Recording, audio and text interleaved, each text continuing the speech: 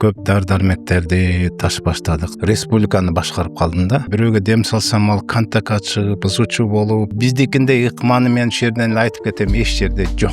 Врачтар мен кудаймын деп кетишкенде бүгүн мен кылып атам, бирок мен дагы да айтам, биздин колубуздан эчтеке келбейт. Эч жерде молдону врач мен иштете албайт. Бул Гиппократтагы, Авиценнадагы, Сократ бүттүгү айтып кетишкен. Рухту дарылабай туруп денеге киришпегиле деген. Эми хафиз деген жатка билген укмуш деп эсептейбиз да. Жок, андай эмес.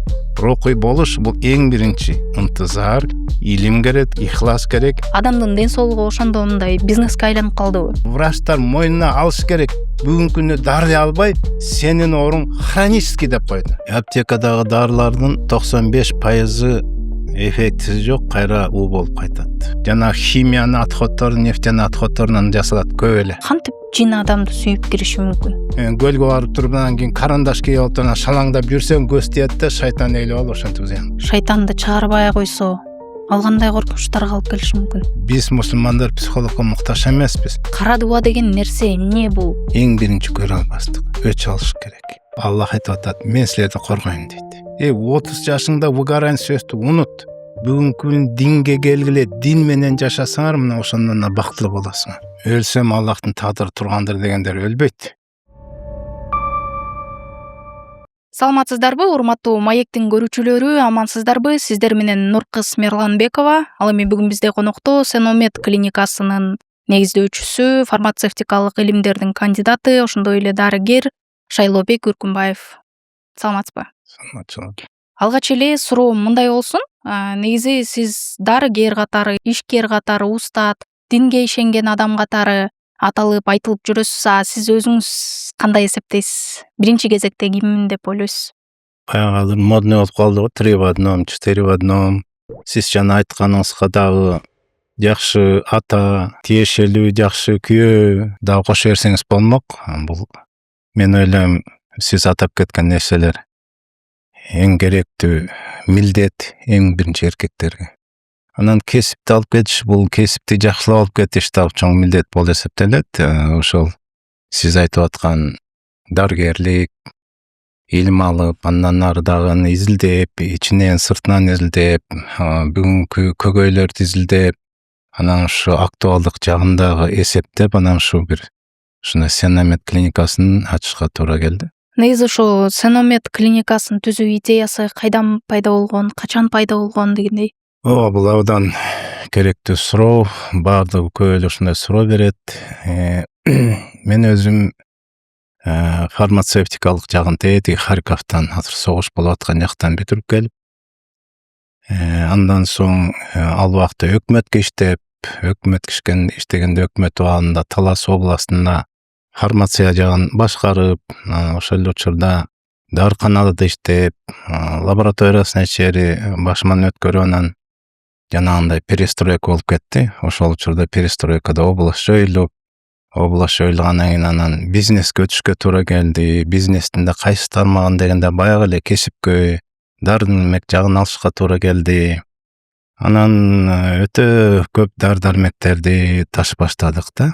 Ошонун ичинде Көктөм деген фирманы ачып ал убакта эң биринчилерден болуп ошо мен ташып келдим десем калп айтпайм. Анткени чет өлкөдөн ал убакта ташып келиш абдан кыйын болчу. Ошо 92-жыл эле эң биринчи болгон эле ошо жанагындай Көктөм деген фирма ачып туруп, анан ошо дарыканаларды көбөйтүп, кийинчерээк мына республикага чейин көбөйтүп, анан ишке туурап келип, анан ары ошо созулу берип, оборот көбөйүп, айланып келип, анан республиканы башкарып калдым да. Мындайча айтканда, республикалык фармацияны, анын ичинде медтехниканы, өтө чоң жоопкерчилик жумуш.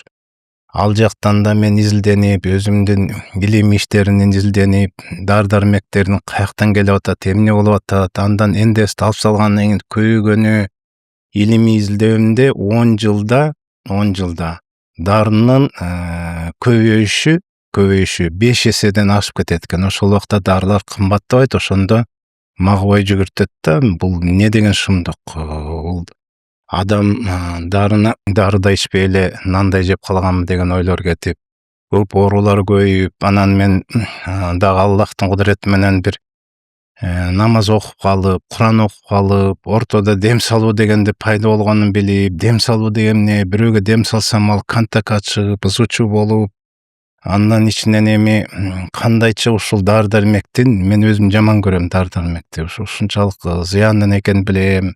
Анын илими окудук, билесиздер, бул химия экенин билип, мындай көп бул анын аркасынан кимдер туруп атканын изилдегенден кийин бул жактан башкача бир альтернатива издебесек болбойт деп отуруп анан кийин ушу ишкананы ачышка туура келди. Медицина жагынан изилдеп отуруп кайсын алсак, эмнени алсак, анан Тибет деген көбөйүп кетти, кыдан медицина, Индияныкы толгой медициналар, элдик медицинанын кайсысы жакшы деп отуруп анан ошо динде жүргөн ушул жакшы себеп болуп кеткенден ушу көп ойлонбой туруп эле пайгамбарыбыздын медицинасын, медицина пророка Мухаммада саллаллаху алейхи вассалам деген медицинаны алып туруп анан айкаштырышка туура келип, ошол эле учурда дем салып баштадым. Бул медицинаны мындайынан таштап, топу кийип, сакал коюп, дем салып баштадым. Дем салып баштагандан кийин көп нерселер анан ачыла баштады да. Бул руханий оору экен, жин шайтан деген бар экен, ал ушундай аламат экен, бизге көрүнбөйт экен. Алар бизди көрүп турат экен, шайтан деген бар экен, ал рухка дагы денеге да зыян кылат экен деп отуруп анан кийин кайра мен ошо өзүбүздүн медицинага кайрылышка туура келди. Эмне дегенде баары бир кандай болбосун биздин медицина бүгүнкү күн керек экен, дене ооруларына илимий кандайдыр иштер көп. Ошондуктан алып туруп ошо психология жагындагы, руханий жагындагы жана дене жагында айкаштырып ошо Сеномед клиникасын молдолор менен, психологдор менен врачтардын бардык түрү, узкая специальность деп көбөйүп кетпеди азыр. Мурда бир эле специальность бар, гинеколог, өзүң билесиңер каяктар, уролог, невропатолог, терапевт, хирург ушул сыяктуу. Жада калса иштеп атканда биз карап туруп геморрой деген балекет чыгат, аны дарылай албайсың, карасаң уже непосредственно мындай вмешательство керек, аялдардын аял зат жагы оорулар келет, аны тияка жиберебиз, бияка жиберебиз. Ошон үчүн биз мусулмандыкты, исламдыкты алгандан кийин кандайдыр ошол жагынан да ыңгайсыз жардам бере албай, жагынан мусулмандык жагынан аялды аял карап, эркектер ошол жагына кыжалат кылгандыктан керек болсо хирургияга чейин ачышка туура келди. Мына ошон үчүн биз ойлойбуз, азыр жакшы нерсени айкаштырып интеграция кылдык. Жалаң эле элдик медицина эле эмес, биздин заманбап медицинаны аралаштырып, бүгүнкү жакшы жетишкендиктерди лаборатория ачтык, анан көп жанагындай зыянсыз дарылай турган физиолечениени аралаштырып, мына врачтар менен молдолорду айкаштырып иштетип атабыз.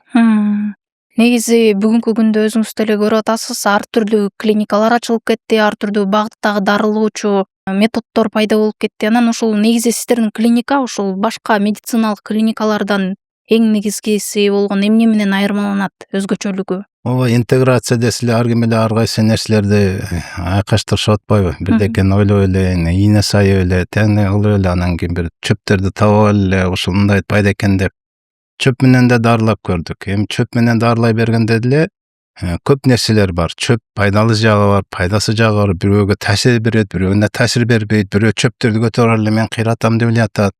Анан карап турсаң, чөптөрдү аралаштырып салганына да күйөсүң да. Мен как фармация билем да, бизди окутканда 4төн ашык чөптү аралаштырганга болбойт деген жыйынтыкка ушу мээбизге куйган да. Виде раствор особенно да. А в сухом виде какой-то можно.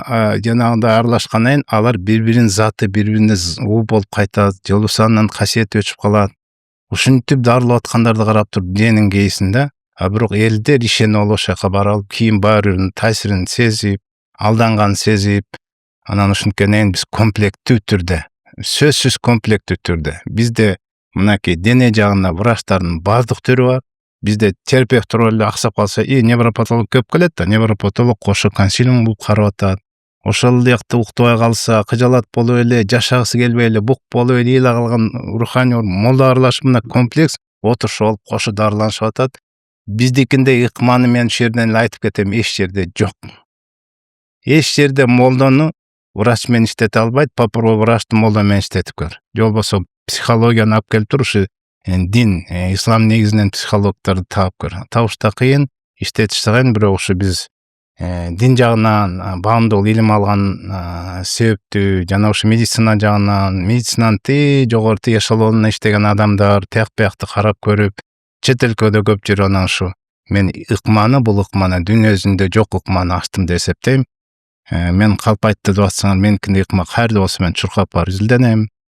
Кимдир бир ачып аткандыр чөп менен иглокалын аркы эркин бир бекенерин интеграция деп. Биздикинде интеграция жок деп айтып кетем. Анткени руханий маселесин эң алдыда коебуз биз ар дайым. Сиздердин негизи баракчада дагы негизи эле айтылат, ушул сүннөт жолун кошкон алгачкы аналогу жок жалгыз клиникалардын бири депчи. Демек, бул дегени баягы адамдар дин жолу менен, анан медицина жолу менен дарылаган адамдарды айкалыштырып бүгүнкү күндө андай медицинаны жүргүзө албай жаткандыгынан кабар береби? Аналог ачылып кетмек да, мисалы бири-бирин окшоштуруп эле кете бергендер көп да азыр. Эми дин десе эле кандайдыр биз медицинадан бөлүп атабыз да.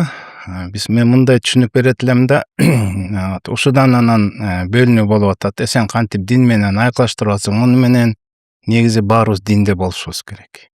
Дин өзү бизди үйрөтөт бардыгына. Кийингенге, тамак жегенге, керек болсо кантип олтурганга, ким менен кантип сүйлөгөнгө психологияны үйрөтөт, ден соолукту да абдан сонун үйрөтөт. Ошо динде шарият жолунда пайгамбар саллаллаху алейхи вассалам канча жеш керек, кантип жеш керек, биринчи эмнени жеш керек, колду жууш керек, кантип жууш керек, башкалар отурганда кандай маданиятта жешибиз керек, бүттүгүн үйрөтүп кеткен. Андыктан мен айтат элем, берден мындай дин эмес, бул шарият менен жашасак, бардыгы бул ден соолук жөнүндө да айтып кетет.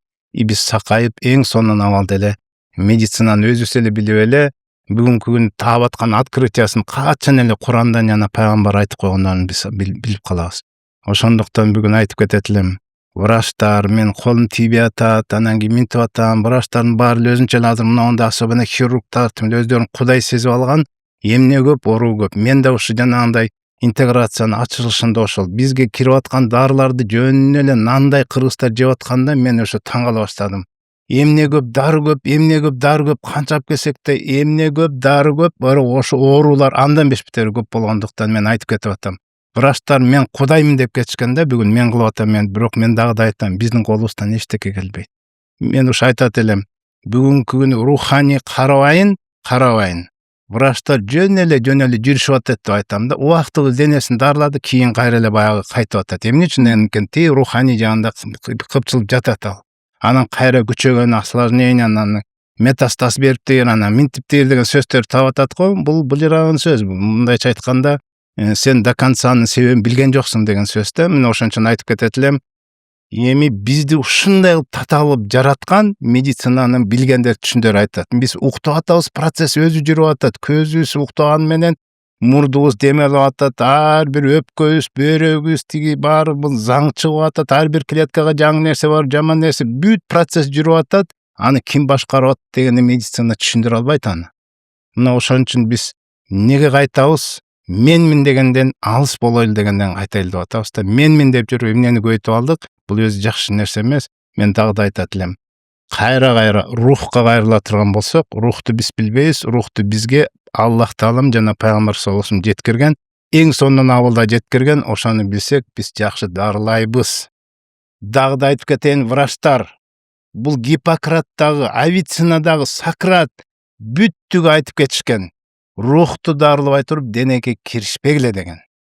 Рухту дарылабай туруп денеге киришпе деген көп деген 100 мурунку анан тияктан атам заманында келе аткандан бардыгы айтып кетишип атат. Рухту дарылаш керек экен. Биздин Авиценна ант ичкен Гиппократка чейин айтып аткандан кийин медицина сен рухту билесиңби деп врачтардан сурайт элем да. Мен билип алдым, кыймын деп айтып кетпейм. Билгенге аракет кылышыбыз керек. Ошондуктан дене биз алпештеп метип аткан дене калат бул жерде чирийт. Рух түбөлүк. А кимдер бир буга ишенбесе анда кур сөз да. Ушул сиздер ушул клиниканы түптөп аткан учурда башында дарыгерлер тараптан же коомчулук тараптан кандайдыр бир каршылыктар болду беле? Каршылыктар болгон эмес. Каршылыктар бүгүнкү күнгө чейин болуп атат. Ал жүрүп турат.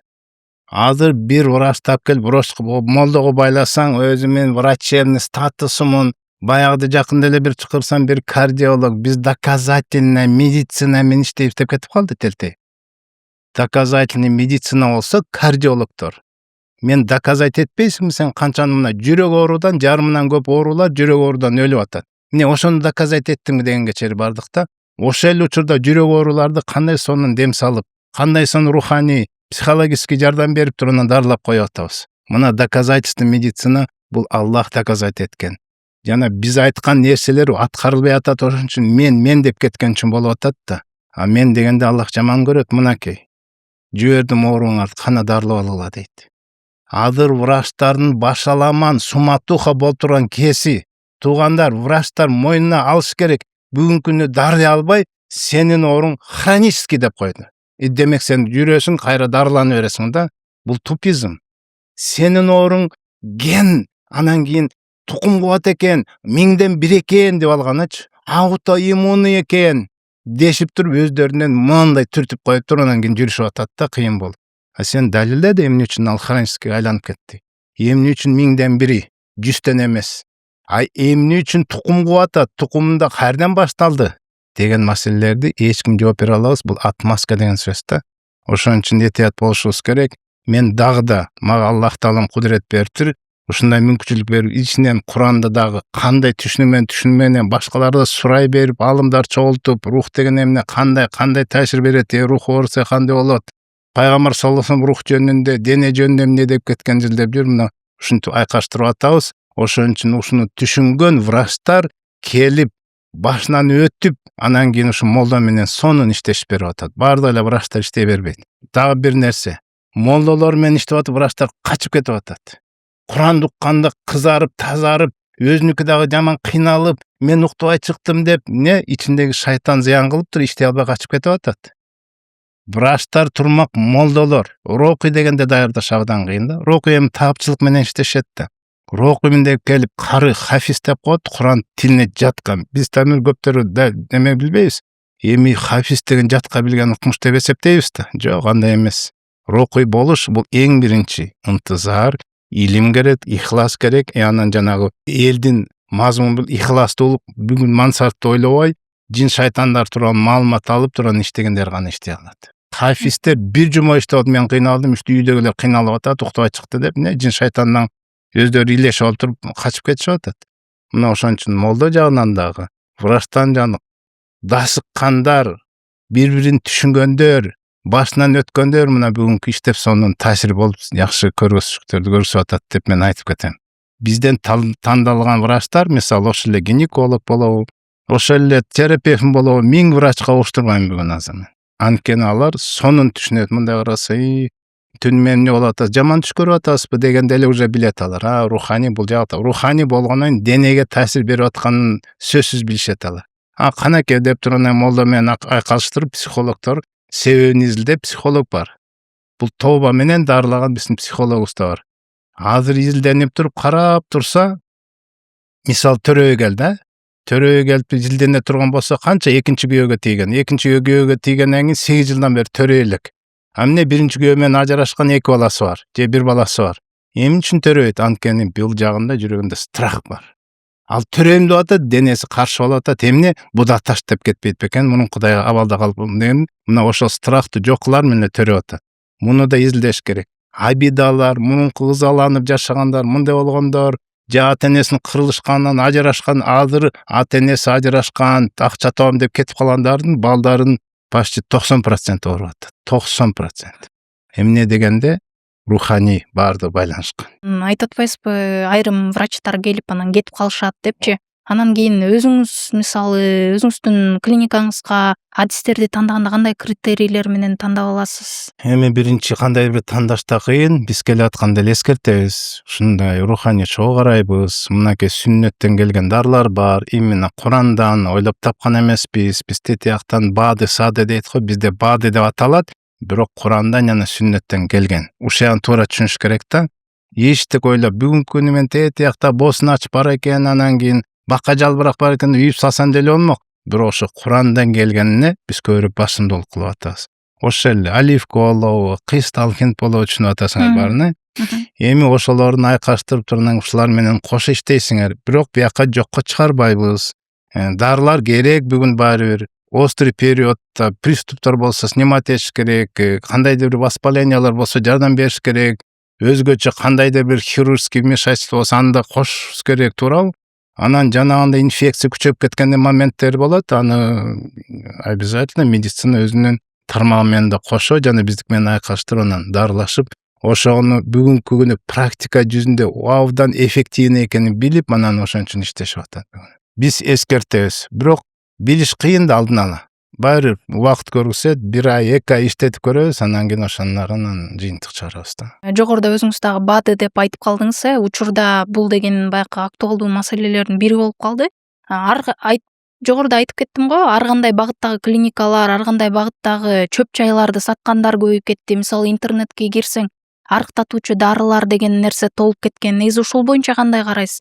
Бир эле таблетка менен же 30 таблетка менен же бир чай менен адамды арыктатып коюу мүмкүнбү? 30 күн ичинде мисалы. Маселе ушуда болуп атат да. Эмне үчүн ушундай аферага эл барып атат? Анткени бул тараптан тажаган үчүн барып атат. Эффект жок болуп, жыйынтык жок болгон үчүн эмне кылат эле? Анан ишенип баштайт бияк. Ошол жака да урунат, мунусунда урунат, ден соолугунда жоготот, акчасын да жоготот, убакыты да жоготот. Маселе ушул болуп, анан хаос болуп аткан ушунда. Эмне көп, оору көп. Мен айтат элем, эмне болбосо дагы касапчы сойсун деп, эми арыктоо боюнча дагы. Бүгүнкү күнү проблема мурда мен билишимче, мен ушу 10 жыл мурун эле аялдар арасында семиргендер көп болуп, аялдардын проблемасы көбүрөөк экен да. Бүгүн эркектер көбөйүп кетти семиргендер. Жашоо образ ушундай болуп атат, жеген тамактары семирмек тигил төшөктө жарабай, уруктары жарабай, эркек касиетинен чыгып, эркектер өлүп атат, тукуму өлүп атат. Эми ушу арыктоо маселесинде эле калчы тияка бияка уруп, бүгүнкү жакында саламаттык сактоо министрлиги текшерип тургандан кийин жанагы шарлатандарды кармоодо эң туура кылды да. Эч кандай лицензиясы да жок, лицензиясы жок турмак, медициналык илими да жок. Анан сиз айткандай бир дарыны бирдекени арыктатабыз деп туруп, кулакка тээп, башын айлантып, ал арыктаса арыктайт, а бирок канча деген нарушенияларды бияктан өзгөрүүлөр, зыяндарды таап атат. Кийин кайра госпиталь семирген байкайсың, же бир башка оорулар пайда болгонун байкайсың. Аны карашпайт да. Мына ошон үчүн биз андан да биздин центр голоданиябыз бар эле, андан да дыкас тереңирээк изилдеш үчүн эндокринологду алдык. Мыкты эндокринолог ал гормондорду текшерип, эмне үчүн сегинип атат, эмне үчүн арыктабай жатат, арыктаса канча эмне үчүн семирип кетип атат, эмне үчүн сахар болуп кетип атат, сахарын жебедиктерди кантип жардам берсе болот деп, бүгүнкү күнү эмне көп, сахар көп. Мына ошол тарабынан биздин эндокринологдор мына келип жатты эле. Бүгүнкү күндө бир жумада 3 сахарник сүйүнүп отурат. Дарыларды таштап эле, сахар түшүп эле, веси да таштап өздөрүнүн сонун сезгендей. Мына ошон үчүн дагы да айтат элем, кандай болбосун ушу илим бар, лицензиясы бар, кесипкөй, ушул жакты тармакты жакшы түшүнгөн, ошондо алып туруп хорошо мындай хирург деп көрөйлү. Хирургдар жакшы, алар кескенди билет, сындырганды билет, ырытканды билет. Хирургдун ордуна именно эндокринолог, терапевт кошо иштешет. Ушулар киришсе жакшыраак болот. Анткени азыр ушунча көп анализдерди карап туруп, сен кое тур, арыктабай тур, бу жерде мындай көгөй бар экен, биринчи муну алалы, каныңды текшерели, сахар бар экен, биягымныкы деп тур, анан кийин анын киришип, анан ушундай таасирдер абдан жакшы болуп атат да. Сиз жогоруда айтып кеткен нерселер боюнча чынында бизде дагы интервью болгон, ошол лицензиясы жок клиникалар боюнчачы. Анан кийин бул маселе түшүнүктүү, бирок ошол сиздердин өзүңүздөрдө дагы арыктатуучу голодание деп айтып атасызго, ошол методдоруңуздар бар экен. Алар айтылып аткан жогорку нерселерден эмнеси менен айырмаланат, анан канчалык деңгээлде эффективдүү? Мисалы, бир айда канча ташташы мүмкүн дегендей. Биздикилер азыр голодание дегенде эң апасыны бир эле нерсени айтайын, сахарный диабет, сахар барлар. Алар сахарларды өтө чүрүп салса, необратимый процесс деген бар да эрдечи. Ошон үчүн бул жагын карап, эмне үчүн семирип атат, кескестер тамакты эле жебей эле семирип аткандар бар. Демек, аларда башка нарушение бар. Жүрөгүндө проблема чыгып атат. Гормональный проблемалар чыгып атат. Стрессовый проблема чыгып аткан өтө көп болуп атат азыр. Карап турса, эмне бул жакта зацикленный, тим менен күчтүү обидалар бар, ал жан нормальный жатып эсте албайт. Ой эле ошокто отастырып эле, баягы өлүп калар мынтип койду эле. Тетиги менин немем тартып алды эле, тиги болсо мени кидайт этип, анан муну ажыраштырып балам мени таштап сал. Аялдардын көгөйү көп да. мына ушул жагын кошо чечпесе азыр жөн эле арыктап калдым деген болбойт. Бул билесиңер, кортизол деген нерсе бир бале нерсе. Ошондуктан ушул жагын чогуу карап, мына врачтар комплексе карап атат. Артыкчылыгы бизде ошо. Жатып алып өзүбүздүн лабораториябыз бар. Лабораториябыз менен бүт канын составын карап, гормон жагын карап, аялдарды женский тарабын да карап, ушинтип анан кийин дыкас карап туруп анан жардам берип атат. Болбосо жанагындай печкага салып эле, фитобочкага салып эле, кыйнап эле ошол жактан анын жүрөгүндө нагрузка болсо же башка жакта жыгылып да калып атат да. Кийин жыгылбаса да үйүнө алганда башка оорулар пайда болуп калат. Жүрөгү ташылдап тахикардия пайда болду дегендер болду да, мисалы. Мына ошон үчүн бул жагын биздин өзгөчөлүгүбүз кесипкөй врачтар карайт. Алар дыкат карайт, өзүбүздүн лабораториябыз аркылуу карайт. Анан кийин бизде мындай башка жактан эметип атса мейли, даже терапевт карасын. Неврология өзүнчө да, бизде невропатологко консилиум кошо коет. Бир жерде дагы жанагы гинекологический эметип кеткен, азыр опущение матки көп, недержание мочи деген да көп. Ал жакта проблемалар бар, аны голодание менен кайра күчөтүп алат, анткени мочегонныйларды берет. Азыр гинеколог кошо кайрып деп коетур, мына неметели, муну воспаление снимать этели, же болбосо нервде кистасы бар экен, мындай деп туруп, чогуу комплексе мындай жардам беришип атат. Анан негизи дарттын алдын алган негизи жакшы дешет. Анан өзүңүз да айтып калдыңыз, 10 жыл илгеркиден бери эле негизи 2000-жылдардан бери эле айрымдар айтып калат, баягы 1930-жылдары андан мурунку учурлар менен азыркы кезде салыштырып туруп, адамдардын семиргендерин көрсөтүп берип атышат да. Бул эмнеден болушу мүмкүн? Эмне алдын алыш үчүн адамдар эмне кылыш керек? Айрым тамактарды балким жебей коюш керек. Жеш керек, бөлүшүп жеш керек дейм да мен. Өткөндө бирөө кыйналып келдим дейт, сен өзүң эле уруп бердиң, мени бөлүшсөң, сен мынтип уруп этилиңсиң билип коет. Андай бөлүшкөн дегенде мааниси өтө урба деген сөз да. Эми бул жерде кайра шариятка карап келсек, пайгамбар саллаллаху алейхи вассалам үйрөткөн. Биринчи өсүмдүктөрдөн жейбиз. Анан алдыбыздагыны жейбиз. Жегенде 3/1 бөлүгү суюктук суу болуш керек, 3/1 бөлүгү тамак болуш керек, 3/1 бөлүгү аба болуш керек. Демек, сен тое жебе дегенди үйрөтүп койгон. Бүгүнкү күнү биринчи порцияга муну жейсиң, обедке буну жейсиң, анан детокстордон кечинде муну менен жатасың, муну кечинде жеп алсаң оор болот, мындай болот дешет го. Бул жер сөз да баардыгы. Кыргыздар жатып алып ушундай тоюп жеген, эртең туруп жумушка кете берген. Эмне жеш керек, кайсы убакта жеш керек, кандай жеш керек, маселе ошол жерде турат да. Адамга бир күндө бир эле маал тамак жесе ошол жетиштүү. Бул эзелтен ошондой болуп келген. Адам канчалык ачык болсо, денеси чыгылып, перезагрузка болуп, кайра ушундай чыйрылып, күч кошулуп, анан кийин охотага барып, анан кийин добыча алып келет. Азыр тойгондорду каякта охота, бирдекени атып келсе өзү жарылып өлбөй баскадан. Андыктан азыр биз энергиябызды тамакка жумшап салган жокпуз. Биздин жеген энергиябыз тетиякта печенге кетип атат, бөйрөккө кетип атат, канга кетип атат, мына ашказандан ошону аралаштырыш керек, переварить ошол жака кетип атат, ошонтун дындыйып энергиябыз бияка ошол жака кетип анан олтуруп атабыз. Бул абдан жаман нерсе. Адамга дагы кантип эле бир маал дейт да. Мен айтат элем, илгерки буудай болсо, илгерки ошол эле без удобрения тамактар болсо, нан, ушул жанагы буудай немеселер, жүгөрлөр. Адамга кимдин уучу кандай болсо, мына ошондой тамак жесе, ошол жетиштүү. Ошол сиңимдүү болот. Азыр биз жеген тамактын 80%-ын тетияка барып таштап коюп атабыз.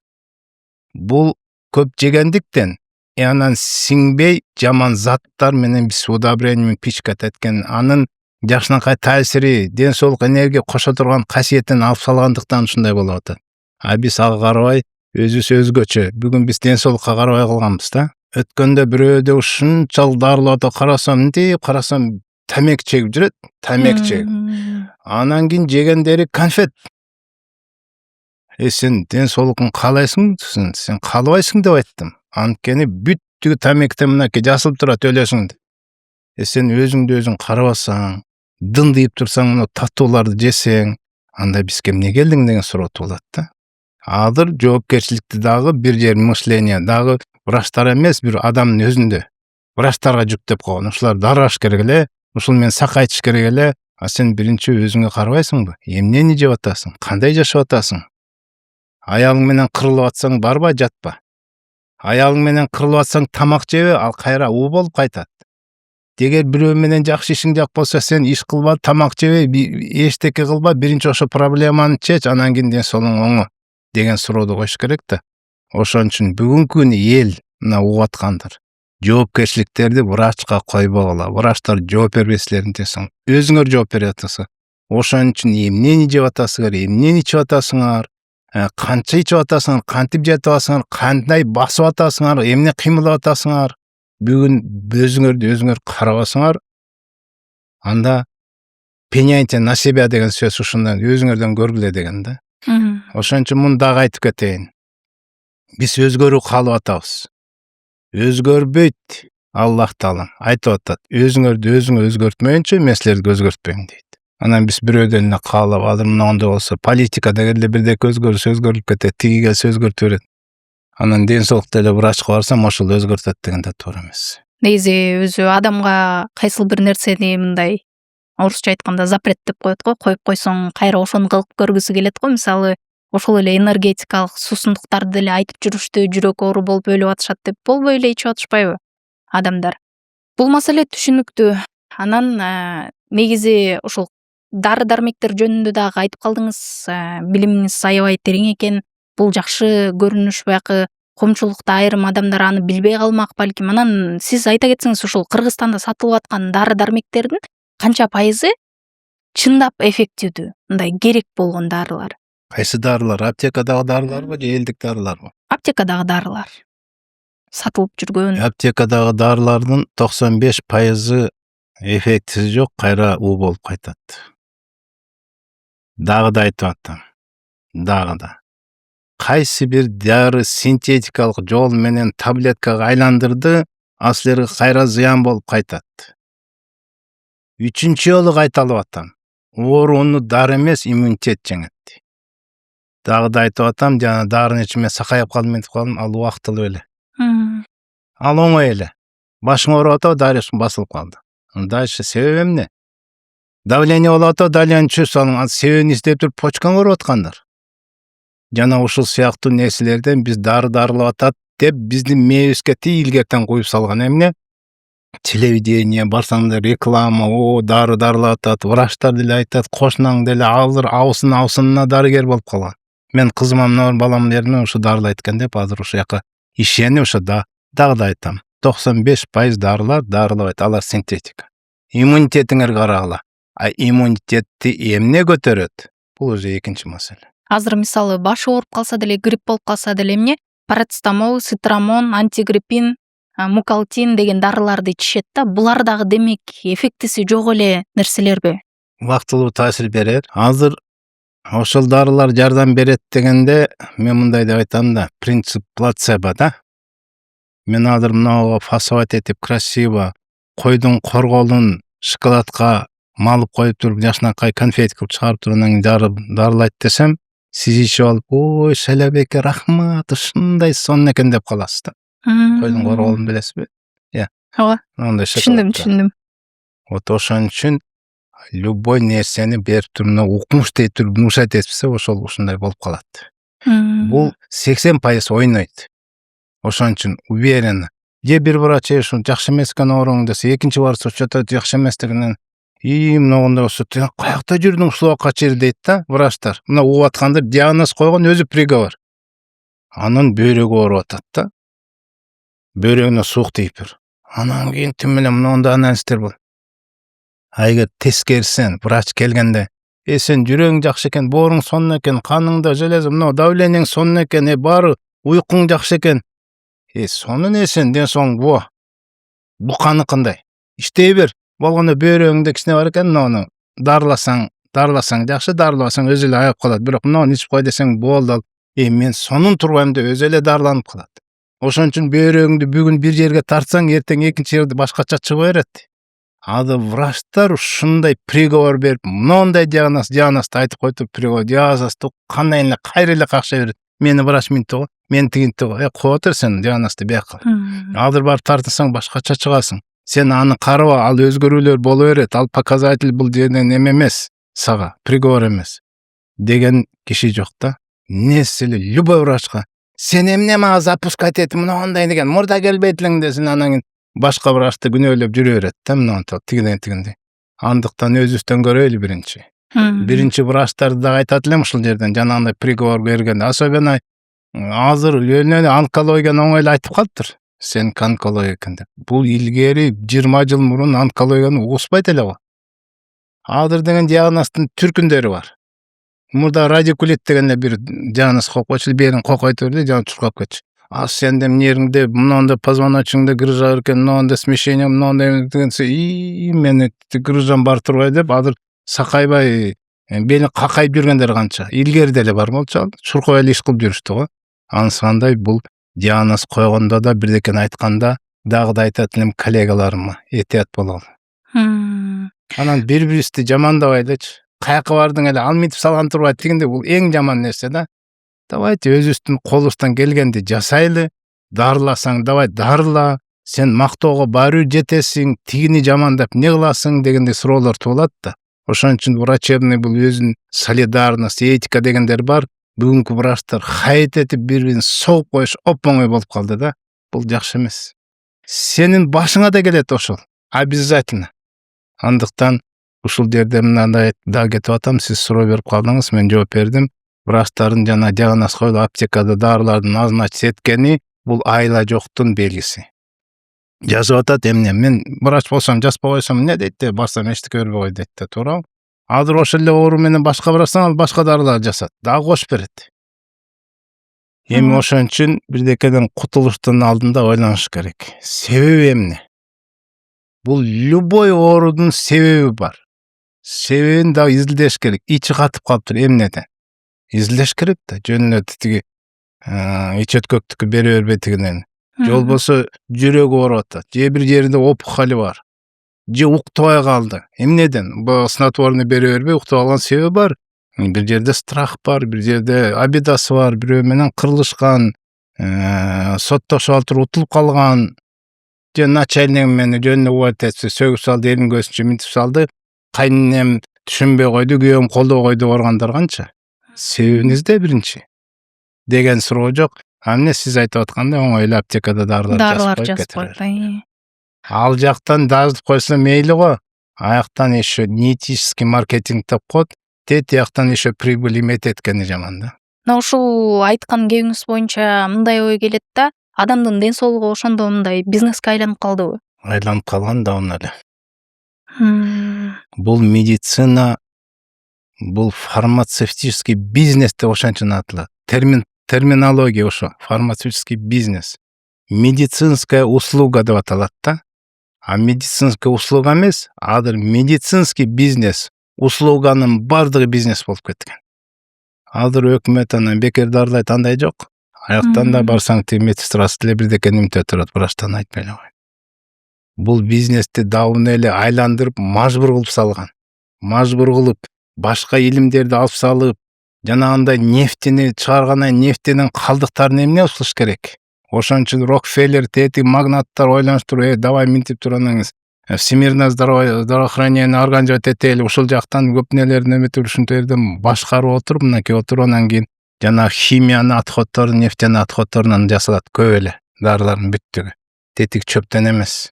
Мына бул прибыль, безотходный прибыль кылып салды да. Каягында эмне кылган, анан эң жаман анан пластмасс каучук айландырып туруп, анан кийин ар жекеден кошуп атат. Мына ошон үчүн ошол жактан үйрөтүп салды. Давайте мындай кылалы, протокольное лечение кылалы деп, бүгүнкү күнү биз ошого баш ийген үчүн сен азыр сен мындай да, азыр врач, сен терапевт, же гинеколог, же хирург, сен башың иштебей, сен дөпөсүң дейт. Мына мен мындай кагаз коруп айтып атат алар, мен түз эле айтам да, эмне дешип атат? Мен мынау менен дарылайсың, мына протоколдон чыга турган болсоң соттолосуң, өлөсүң дейт. Азыр отуруп, протоколдон чыгып кетсе, бирөө бирдеке болсо бол соттолуп кетет. Эмне үчүн окудуң анда сен? Эмне үчүн изилденбейсиң? Эмне үчүн сен башка подходду көрбөйсүң? Бул протоколду мынакей, мына жанагы ковид болгондо эле 5 протоколду өзгөрттү го. Бири жакшы экен, болбой калды, экинчиси бүттүгү жарабайт деген протоколду ушу ковидтен эле 5 жолу өзгөрттү го. Анан бүттүгү ооруга ошо протоколдун тегерегинен чыгышпайт азыр. Өздөрү мынакей отургандар врачтар. Попробуй бирдеке болуп кетсе, без протокола мынагы назначить этпей, мынагы лишний кылып салып туруп, бол соттолуп кетет. Эмне? анан дипломдан кутулуп атат кой, айынан көрө ушундай деп деле жүрүшүп атат. Мен башым иштебей турбай деп мойнуна албайт. Мен кыймын деп атат баарыбирчи. Түшүнүктүү. Мойнуна албайт деген кандай? Мойнубуз калса эметсе кичине изилденип баштайт элек го. Ушу изилденүү жок да. Сен протокол менен жүрүп атамыз. Мына ошол илгерки учурда карасак, биздин ата бабаларыбыз бар кезде мисалы медицина деген түшүнүк жок ал жакта, Анан бирок айтышат ошол кездерде адамдар узак жашаган дейт. Ошол сиз айткан тоголок дарылары жок эле да, мисалы грипп деген нерсенин түшүнүгү жок эле мисалы. Анан бүгүнкү күндө ушул дары дармектер чыгып кетти. Жогоруда өзүңүз дагы айтып кеттиңиз, бул уу болуп кайта турган нерсе, анын биз окуп жүргөндө эмне максатта кылынганын билдик депчи, ошол анда булар эмне максатты көздөшкөн. Эгер адам жөн эле жүрүп ооруп калса деле айыгып кете алса, мисалы илгери болгон ал уже эксперимент катары. Өзүбүз деле айтып атпайбызбы, уже жана айтып эле кетпедимби? Адамдын оорусун иммунитет жеңет. Ит ооруп калганда нанды былчылдап жеп аткан ит эт берсең жебей калат, жатып калат. Ит чөп чайнап калыптыр дейт. Анан ит жатып 3 күн жатып эле анан бир күн туруп чуркап кеткенин көрөсүң. Эмне? Ал ооруду иммунитеттин ичинен жанагындай голодовка менен жеңип алды. Бул голодовка деген перезагрузка бербесек биздин организмди жүктөп салдык. Бүгүнкү күнү эң жаман нерсе, пайгамбар саллаллаху алейхи вассалам, адамдын эң жаман идиши бул толтурулган ашказан деди. Бардык ооруга алып келет деп айтып кеткен. Мына ошон үчүн биз тамагыбызда химия, дарыбызда химия, бардык ден соолукту, иммунитетти өлтүрүп алып, бул дарылайт деп туруп, ошон үчүн жана бизнесмендер оңой эле башкарып алган бизди. Аяктан барып здравоохранение, илимде да алар программаны талкат эткен бизге. Альтернатива деген жок азыр. Гомеопатия, наркоерки, народный медицина дегенди жок кылып салган, эмне шарлатан дейт, илгерки эмелерди билсек эле шарлатан. Шарлатан болбосо канаки медицина өнүктү, космоско учуп атабыз, ДНКга изилденип атат. Эмне үчүн оору көп деген сурооду өзүбүзгө беришибиз керек да. Сиз да ошону берип атасыз да. Демек бул бизнес өзү эле жооп берилип атпайбы? Жогоруда ковид тууралуу да айтып кетип атасыз. Анан вакцина, эмдөө боюнча дагы айткан сөздөрүңүз бар экен, башка жактардагы дагы. Мунун канчалык деңгээлде зыяндуулугу туурасында, анан ошол вакцина, эмдөө боюнча оюңуз азыр кандай? Мени политикага тартып атышпы? Мен мурунку оюмду айтсам, адаттар чоң скандал болуп кетет. Мурда мен ачык айкын айтып кетчүмүн, мен азыр айтпайм. Болгондо мен минтип айтам да. Закон кабыл алыш керек болуп атат. Мен врачтарга гана айтат элем да. Кимге алыш керек, кимге албаш керек тандап туруп салгылачы деп айтайын дегем да. Ошол эле кызамык менен, көр менен ооругандарга анын иммунитети бар, эмне үчүн алыш керек деген сурооду коюш керек да. Мен балдарым ооруп чыкса, все, пожизненный иммунитет деген жасалып кеткен. Аларга эмне үчүн кайра сайыш керек анда? Поголовно. Ар бир башка да. Биздики ар бир башка. Ар бир муктажга эмес, ар бир башка болгону ошол мени капалантат да. Изилдөө, анчын изилдеш керек да, аны каражат керек, ошон үчүн баарын эле ураш керек да. Маселе ушуда турат. Мен дагы да айтып кетет элем. Ковид убагында ал прививка деле бүгүнкү күнү жарабайт экени аныкташкан. Ал деле мындай экен, 5 протокол деле жардам бербейт экен, өз көзүңөр менен өттүңөр. Жакында дагы бир жыландын башын чыгарат. Чыгарбай койбойт, тияктагылар. Ал тетиги Африкадан чыгышы мүмкүн, Индиядан чыгышы мүмкүн, өткөндө Кытайдан чыкты, бир жактан чыгарат обязательно жыландын башын. Мынакей деп тургандан кийин тапыратып баштайт. Эмне бул бизнес? Мисалы, сиздин башыңыз ооруду дедим, баштын жана айтып калдым, баш ооругана дары берет. Баш ооругандар бар эле эмес да. Ошон үчүн баш ооругун дарысы анча өтпөйт. Бир жерден инфекция, вирус келди, мындай келди, чочко келди, чымчык келди, анан дагы бир маймун, анан кийин бир белекетин табат обязательночу азыр. Индиядан тиякын келди да, анан кийин эмне поголовно бизнес сразу түшөт.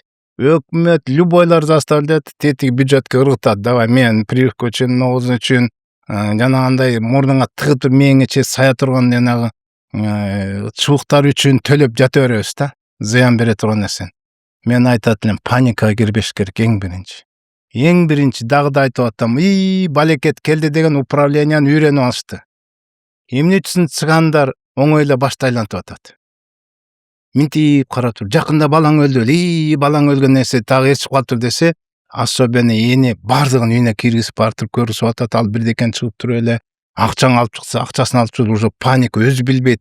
Эмнеге мына алып чыктым, кан чыктым, бул чыкты деп туруп, психология менен эсин алып кийин кетип калганын, цыганга алданганын билбей калып атат. Эмне үчүн дегенде анда гипнотический эмне страх киргизип коюп туруп баш ийдирип койгон. Мына ошон үчүн шайтан түркүн амалдар менен силерди коркутат дейт. Коркуткандан кийин оңой башкарыш. Өлүп каласың десе, ошо өлүп кала турбайм дегендердин баары өлүп калды. Жок. Мен Аллахка тобокел кылдым. Но дарыларды ичем, иммунитетим жакшы. Өлсөм Аллахтын тагдыры тургандыр дегендер өлбөйт. Дагы да айтайын. Абадан паника жүрөгүнө воспринимать этип, ушулду баланча өлүп калды, бол мен да өлөттүм деген ошолор өлөт. Паника кирбеш керек. Мына ошон үчүн буну цеп деп коет. Бири-бирине чынжыр, иле турган. Мындай бирдекени көрүп туруп, адам ушундай мындай сразу мысленно үйөрөт го. Мына ошентип турган жайлай турган нерсе. Мен кыргыз элимде айтат элем. Оңой эле алдана бербегиле. Алдайдын түркүнү чыккан, дагы бир жыландын башын көргүзөт. Чочкону чыгарган, маймылды чымчык вирусу деп чыгарган, бүгүн может быть даже бир букасын чыгарат. Буканы чыгарышы мүмкүн, койду да чыгарышы мүмкүн. Көрөсүңөр, ошонун аркасынан миллион тонна эттерди өлтүрөт. Банкрот кылат. Кыргыз эли азыр эт менен, мал менен баглап аткан, бир букадан чыгып атат, бирөөнөн чыгып бир өлтүрүш керек десе, поголовно жаныбарды өлтүргөнү көрөсүңөр. Эмне ушинтип тургандан кийин баш ийдирип, кедей кылып өлтүрүш керек да бизди. Мен таң калбайм эртең букадан чыкса, баары букаларды кырып баштаса, таң калбайм. Азыр айтып кетип атпайсызбы, саясатка алып баратасыз депчи, бирок айрым маселелерге келгенде саясатка кайрылбай коюшка мүмкүн эмес болуп калат да. Мисалы ушул вакцина боюнча деген мектептерге же садиктерге барганда деле мисалы эмдөөнү талап кылат да. Муну мыйзам талап кылып атса, ден соолукка зыян болуп турса да аны алышка мажбур болуп калып атпайбы эл? Ошо да. Анан айта кетсеңиз ушул келечектеги дейлиби, дарыгерлерге кандай кеңеш берет элеңиз, анан кандай болушу керек, алар кандай талаптарга жооп бериш керек? Эң негизи илип алып эле диплом чөнтөгүн салып алып, мен илимди болуп калдым, дарылайм деп туруп протоколун көтөрүп алып эле эл менен, ден соолук менен ойнобуш керек деп айтам. Адамда сизде эле эртең менен турганда 100 проблема. Много косметикам төгөнүп бараткан турбай, мына ботинкем эскирип барат турган турбай, кечинде баламды алыш керек, азыр жеткириш керек, аны алыш керек, кечинде мунун даярдаш керек. Барганда операторго тигин айтыш керек, мунун тигин өткөндө мына болду эле тиги толтура. Адамда проблема көп проблема, 100 000. А эгер ден соолугуңда болсо, ал бир эле проблема. Башкалар унутулат. Ошондуктан ден соолук бул оюнчук эмес. Андыктан дыккас, жакшылап карап, ар биринин ден соолугу биздин мойнубузга Аллах берип жоопкерчиликти берип аткандан кийин жакшы жоопкерчиликтүү келишибиз керек. Кызык кылачы мындай кичине психологияга. Эмне себептен ал ушинтип ооруду? Азыр 4 баласын чоңойткон эне балдар чоңойгондо сөзсүз ооруп калып атат. Эмне? Баланы багып атканда некогда болеть. Оорубашым керек, буларды бутуна чоңойтсам, баланы эле вторичный выгода, эми балдар мени караш керек деп ооруп атат. Сен себебин изде. Анткени могул жакта биз оорубайбыз деген нерсени койсок, жакшынакай пациенттерге түшүндүрсөк, сен ооруп эмес, мондай деп биринчи жакшы жагын айтсак, сакайып кетет. Ошол жакты пайдаланалы. Психологист тетигини унут, муну ташта, мен билдим, сен оказывается обедаң тиякты бар экен, аны кечир, унутуп мындай дегендерди айтсак эң сонун болот, себебин издепчи. Мына ошон үчүн ушундай подход керек. Биз медикпиз, ал туруп эле пихать этип эле оңой тетигин жасагандан аптекадан барып эле алдырып кетиш. Мен айтат элем, бардык оорулар бирдей эмес. Ошол эле грипп болуп ооруп калдык сиз, мен сизге таасир берген мага таасир бербейт, мага таасир берген сизге таасир бербейт, киндир бирөө мага таасир берген сизге аллергияны алып чыгат, ушундай. Ошон үчүн изилдеш керек. Ар ким адамга эле бир эле ыңкай нерселерди ура бербеш керек да. Анткени анын бир оор менен башка оорулары бар. Аны биз изилдеп атабыз дейт. Жок, изилденбейт көптөр. Эмне келди, тетигиз күтүп турат кийинкиси. Мунун вакыт берилген, мен 15 мүнөттө бүтүрүшүм керек, прием кылышым керек, все кетип берет. Ошондуктан биздин жоопкерчилик өтө оор. Тетигиге караганда бизди кыкынтат Аллахтан. Эң чоң аманат ден соолук берсем, сен эмне үчүн кесипке болуп алып туруп, сен ошо кесипти алып туруп, эмне үчүн мен берген ден соолук аманатка сен кыянаттык кылдың деп туруп анан биз сурак берсе эмне кылабыз? Бүгүнкү машина, медицина, бизнес деп ойлоп калган энди оюбуз эле ошо. Тигил врач минтип кетиптир, тиги врач машина эмне деп атат, эмне үчүн ага көп барып атат, мага эмне үчүн көп келбей атат, тиги эмди зависть болуп, тияк болуп, ушуну менен тегерегинде жүрүп эле балдарыбызды карабай кетип атабыз. Бул чоң көбөй. Үй бүлөнү таштап коюп атабыз. Субханалла, тиги балдарын таштап туруп бизнес кылып кеткендер канча? Бияка максатыбыз, оюбуз дүйнө болуп аткандыктан ошон үчүн ден соолукка да кыянаттык кылып коюп атабыз. Сиз жакында эле эми умрага барып келгениңиз бар экен, анан ошол жакта бир видео жаздырыптырсыз да. Бул видео негизи мага да бир аз эми жакшы айтылган сөздөй сезилди. Анда айткан экенсиз, ошол айрымдар ошо балдарын, бала чакасын таштап барып анан жөн эле дүкөн кыдырып анан отелден чыкпай эле отурушат. А кээ бирлери мынтип келип дуа кылып, ыйлап ушул жерде намазын окуп, ниет кылып отурушат депчи. Ушул боюнча айта кетсеңиз, негизи бүгүн жөн эле фанат болуп кетишкен жокпу? Дин фанат эмес, өзү мынандай маселе да, азыр динди түшүнүп түшүнбөй эле ар ким укмуш болуп кетип атпайлыкпы? Дин өзүбүз үчүн, биз дин менен жашап, Аллахтын ыраазычылыгын табыш үчүн. Умрага мен 5-чи жолу бардым. Андан мурун өзүнчө дагы ажыга баргам. Эми ошо улам сайын бирдекени байкайсың да. Мен айтарым, ал жер ушундай ыйык жер деп Аллах Таалам ушу белгилеген жерлерден. Аллах Таалам белгилеген жер ошо ыйык жер Мекка, экинчи ыйык жери Медина, үчүнчү Ал-Асхара, тиги жакта да согуш жүрүп атпайбы. Ошол 3 жерди белгилеп кеткен. Өзгөчө ошол Меккадагы кылган ибадат, эгер намаз окусаң, ал 100 миңден артык. Элестетсеңиз, бир жолу жакшы сөз айтып койсоң, бир рекет намаз окуп койсоң, ал 100 миңден артык деп атат. Ошон үчүн сиз күз келгенде как раз алманчы болуш керек, же картошканы касып алыш керек деген сезонунда каспай койсоңуз эмне дейт? Адам көкмө дейт да, баш төгөн жиндекен дейт. Ал туура айтат, анткени сезонунда ала албаса, ал өлдү болду. Сезонунда эгип койбосоң, сен кийин ал эме албайсың дегендей да. Анткени сезон келди, сен бардың, чакырды, Аллах сени ошол сезонду пайдаланып кал деген сөз. Айрги баргандан кийин кайра бир неметип анан тетиги. Мен мындай түшүндүм да, эрден эл ихластуулук жок, динди көп түшүнбөгөндүктөн да, анан ихлас деген ошол жерден сооп таап алайын деген ой менен барбайт экен деп түшүнүп атам да. Бардыгын эле бирдей эмеспиз да баарыбыз. Анан ошодон айтылып аткан сөз да. Мен көп байкадым, азыр мода болуп кетти да. Мен өзгөчө түштүктө ушундай түшүнүк бар экен. Балдары бара албайт, ата-энеси бармайын. Ушундайды куюп коюптур да, ата-энеси сен мен үчүн же болбосо байкаң үйлөнмөйчү, сен үйлөнбөйсүң, ушундай. Анан кийин умрага ал ата-энеси бармайын, бул барбайт экен.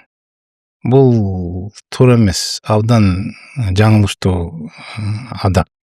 Адатта бул эң жакшы эмес. Ошон үчүн эптеп-септеп жөдөчүн сертификат подарить этип эле жөнөтүп коюп атат. Алар даяр эмес аяк. Алар барып эле ошо жанагындай да тияк биякты карап тигини алып. Анан кетип бара атканда бир кемпирге жардам бере коеюн деп ушундай кылат экен, келген сала коеюн десем, анан жыгылып кала жаздадым. Бүжүңдө баса албай жүрөт. Бияка эмне бул? Окат да. Аларды биринен эле сатып алса болот. Демек ушул окат үчүн барды ал. Анан бери келгенде аны алып келип керегин. Мен эшиттик алып келбейм бияка. Мынакей суу берет экен, ошону алып келесиң. Анан бир жерден бир кило феникс алып коесуң болду. Анысы кандай, мен айтканым ошол жерге баргандан кийин урожайына сооптап, неметеген табак кылып көбүчөк намаз окуп алып, 10 күн экен көп болсо. Жетпеген 10 күнгө жетпеген Мекка, наракка 3 күн жүрөсүң, 13-14 күн. Ошону айткым келген да, ошо маселеси. Сиздердин клиникада дейинчи, жин чыгаруу, дуа окутулгандарды дарылоо сыяктуу дагы методдор бар экен негизи. Анан ушул туурасында суроо берейин деп келаткам, анан ошол видеоңузду эстеп кеттим да, ошого сурап коеюн дегеним. Анан ушул боюнча айта кетсеңиз, негизи адамга жин кандай учурда кирип кетет? Кире турган учурлар өтө көп. Эми жин кирип кетсе эле ал бижиңде болуп кала эмес, ар бир адам жин менен жүрөт. Сизде да менде да карын деген жинибиз бар. Ал бизге жаман ойлорду берип турат, кеске бирдекеден азгырып турат. Та эгерде биз аны күчөтүп алсак, анан кийин анан зыян берип баштайт. Аял кишиге кандай зыян берет? Бул жин аламаты өзү 3 аламаттын ичинен бирөөсү. Бул периштелерди жараткан Нурдан Аллах Таалам, анын алардын акылы бар, калоосу жок. Анын ичинен шайтандарды жараткан жин аламатында калоосу да бар, акыл да бар. Адам аламаты тукуму. 3 акылы менен нерселерди. Вот ошончунен жин аламатын Аллах Таалам оттон жараттым дейт. Ал биринчи адам тукумунан мурунчу жаралган. Жинден эмне үчүн чыгат? Шайтан деген чыгат. Жиндердин түркүлөрү бар, мусулмандар бар, өздөрүнчө поледе жүргөн, асманда жүргөн, тияк-биякта жүргөндөр бар. Өздөрүнчө жашаган. Мен адамга зыян кылганын шайтандар деп коет. Ал ошо жиндин аламаттын ичине. Вот ошол шайтанды Аллах Таалам Куранда силерге душман кылып жараттым. Шайтанды жеңип алып бейишке жетип алгыла дейт. Ал накта силердин душманыңар дейт. Биз ошо Куранга ишенебиз. Жин шайтан аламаттары бар экенин, алар кандай зыян кылып атканын, түркүнүн эмелери ооруларды берет. Мисалы Аюб алейхиссалам айтып атат да дуасында: Аллах, мага бул оорудун түркүнүн баарын берген шайтан, сен мени кечир деп атат. Шайтан ооруларды берет, ал аяттарда келет.